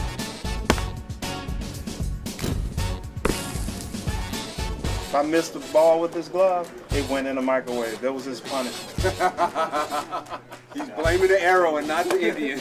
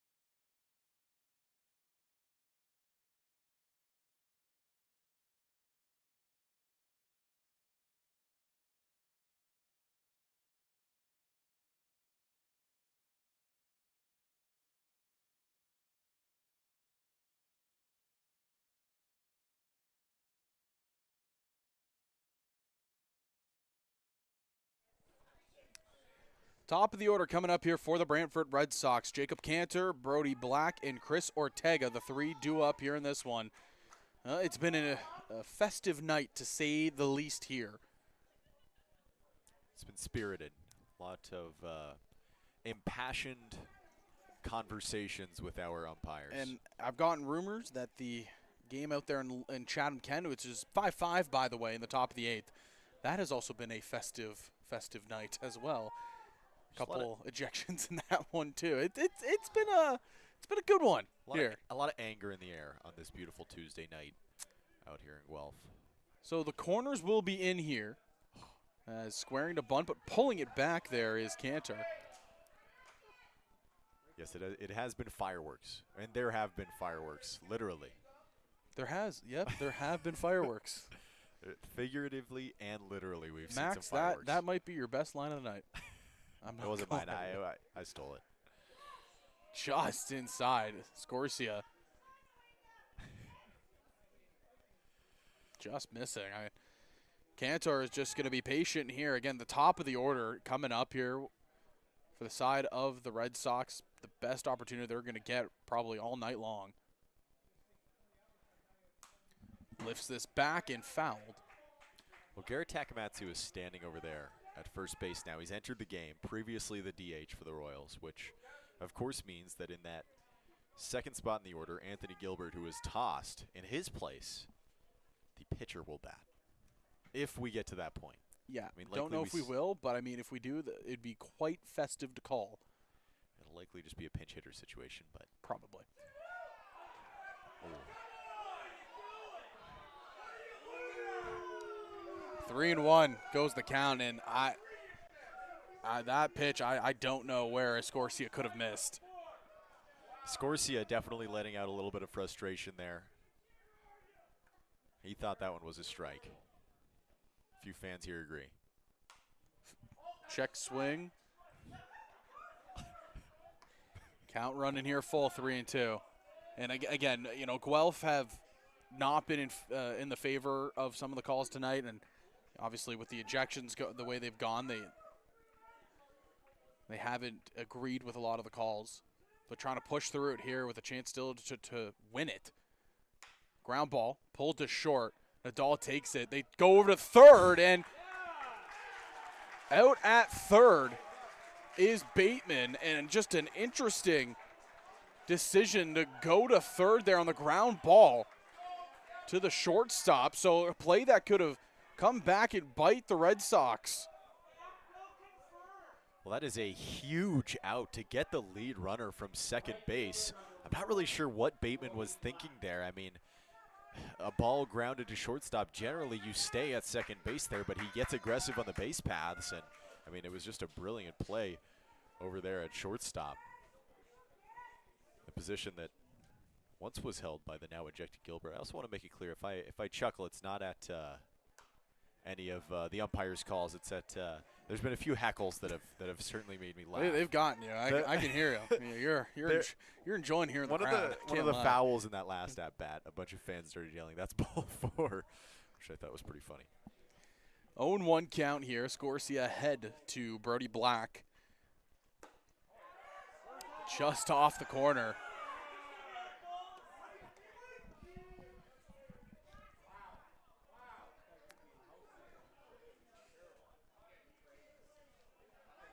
Fans again not agreeing with the calls here.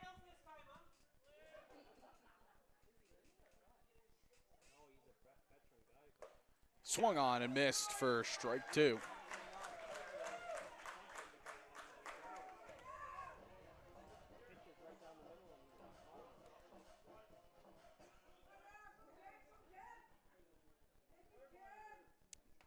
Black is 0 for 2 on the night. He walked in his first 2 plate appearances, but since then 0 for 2.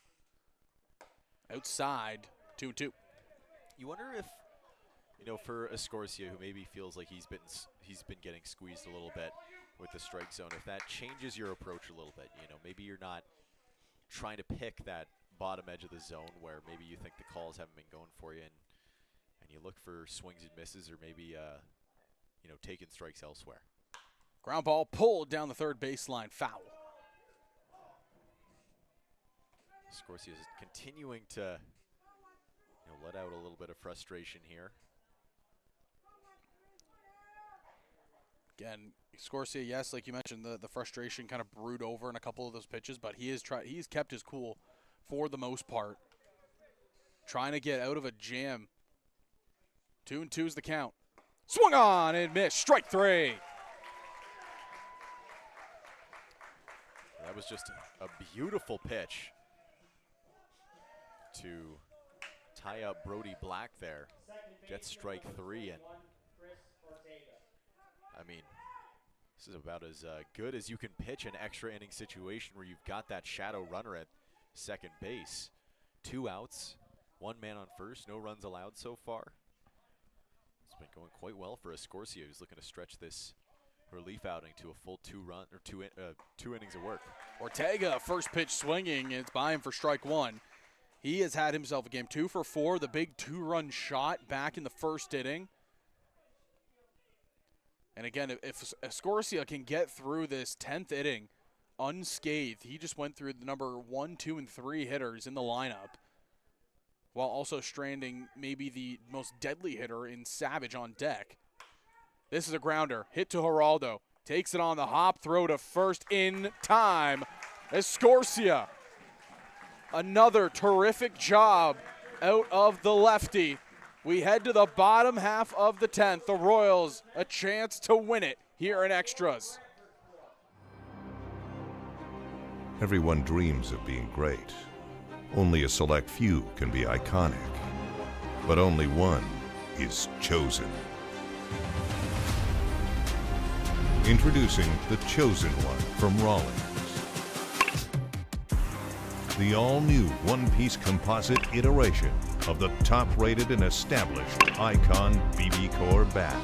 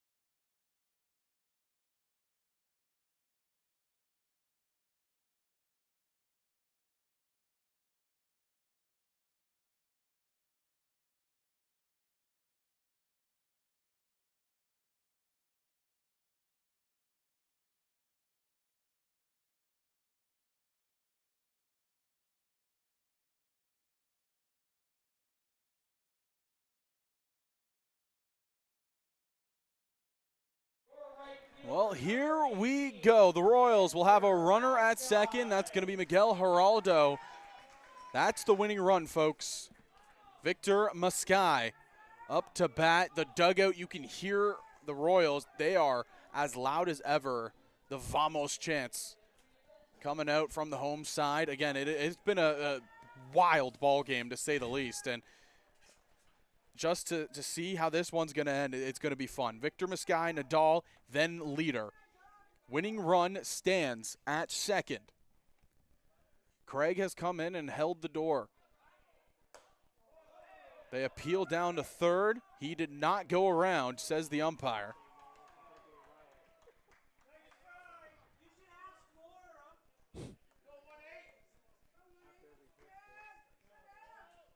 Mascai had 1-0. Craig with the check back over to Geraldo at second. Here's the pitch. Big swing by Mascai. Strike 1. The Hecklers have continued in this inning, but nothing to complain about so far. It's been a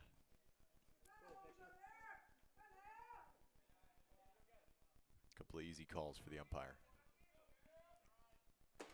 Inside, 2-1. Damon Topley has taken over control of coaching at third base.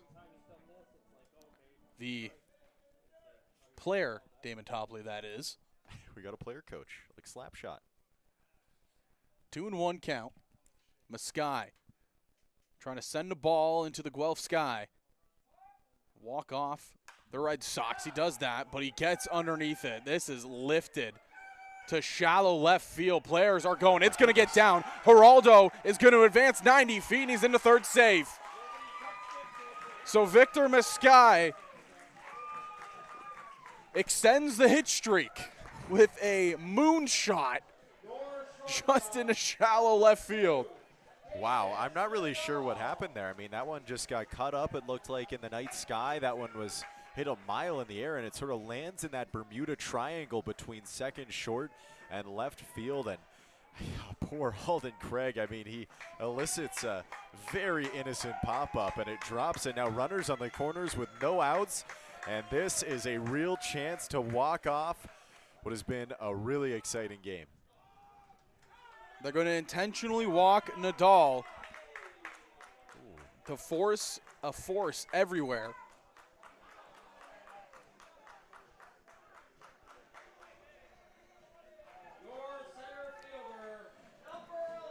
Andy Leader. The bases are loaded.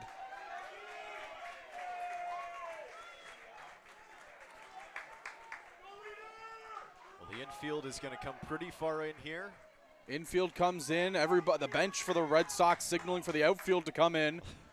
But this is the moment you wait for. Bases loaded, a chance to walk it off. Craig, Leader. Who will win the battle? Here's the pitch. First pitch swinging his Leader, and he fouls it off.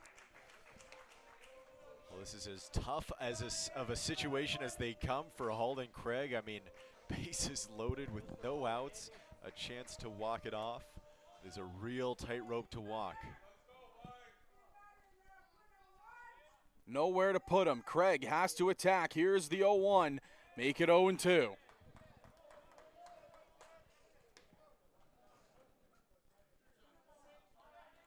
Tensions are high as ever here in Guelph.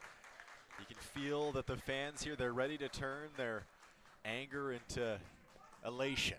The players on the Guelph side want this more than anything, you can tell.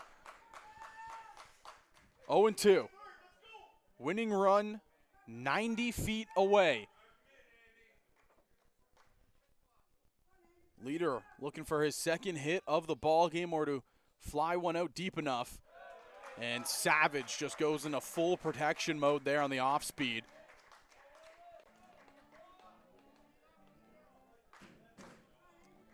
That's a good block there by Savage. He's able to get a glove on it.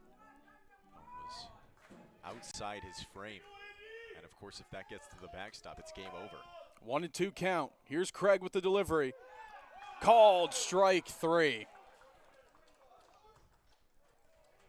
Well, that is a monumental strikeout for Halden Craig, just his second strikeout of the night. But now it sets up a situation where a double play would get you out of this inning and continue the game. It is interesting to see that the middle infielders are still going to play in. Like you mentioned, a double play can get you out of it. But I think they're just electing to play this ball to home no matter what if it's a ground ball.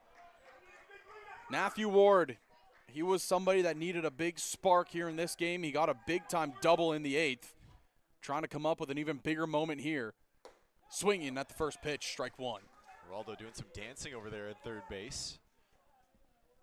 Don't imagine he'll actually send it for a steal, but maybe a little distraction work.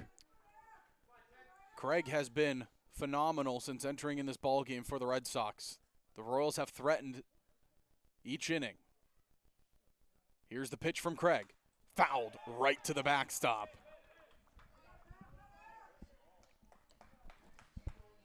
I mean, it doesn't get more tense than this. Bases loaded, less than 2 outs. No outs, I should say, and the Royals are just trying to fight here. Again, it's been a tough game for Guelph.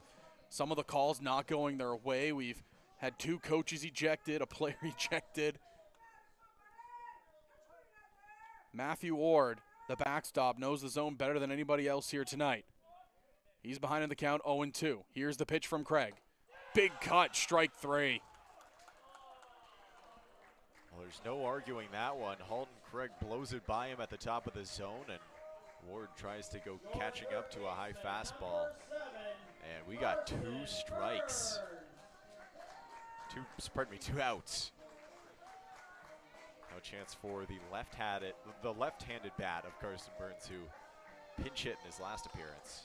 Yep, came into pinch hit for Kyle Cush, and he flew out to left field. An opportunity to win it here. A base hit wins the ball game. First pitch high, and again, Savage just has to go into protect mode. That's another great play by Savage behind the plate. I mean, he really had to spring up quickly to get a glove on that ball. Head in the count, 1-0 is Burns.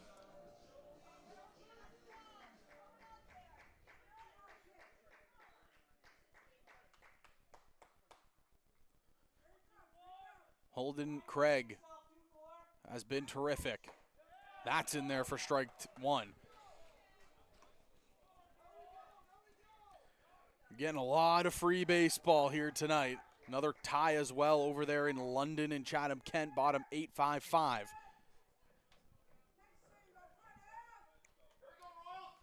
Two outs, bases loaded. It's Burns and Craig. Lifted but foul. Another 2-strike count here. Craig has done such a nice job since the bases were loaded of getting ahead of these Guelph batters. He's controlled all of these at-bats, and now 1 strike away from doing the impossible and escaping the unescapable. The fastball has been lethal. 2 Ks in the inning, 1 looking, 1 swinging. Here's the pitch to Burns, high and away, ball 2. He is revving back for extra velo on that fastball right now. It is popping out of the hand of Holden Craig. Well, we know that this is his last batter pretty much no matter what. The pitch count is up to 47, and obviously if anybody reaches this one, we'll be done for the night. 2-2, 2 outs, bases loaded. Carson Burns, who came into the ballgame as a pinch hitter, trying to walk it off for the Royals. Lifts this into left field. It's cutting towards the line. It's down. Carson Burns has walked off the Brantford Red Sox. The Guelph Royals win it in 10.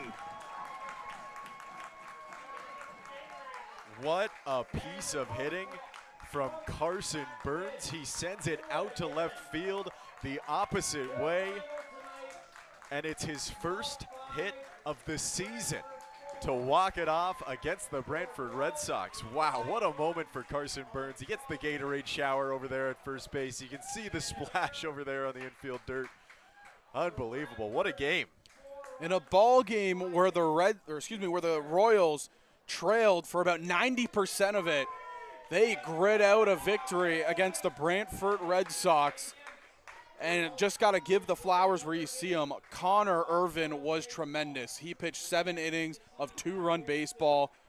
Holden Craig did everything that he could, but the Royals offense comes through. 2 coaches ejected, 1 player ejected, and that's how it ends. Well, what a ball game. The Royals improved to 4-0 in 1-run ball games, and again, they had no lead throughout this entire game until that walk-off hit. This is their first lead of the game, and now it's over. So, I mean, just another really clutch performance from these Royals. Well, final line score will look like this. 5 runs, 12 hits, no errors for the Guelph Royals. 4 runs, 6 hits, 3 errors for the Brantford Red Sox. The winning pitcher is Kevin Escorcia. His record goes to 2-0. Holden Craig will take the loss. He goes to 1-1. For everybody here on the broadcast team, my name is Zach Benoit alongside Max Purdom. We thank you for tuning in for another ball game, and we wish you a very happy rest of your evening.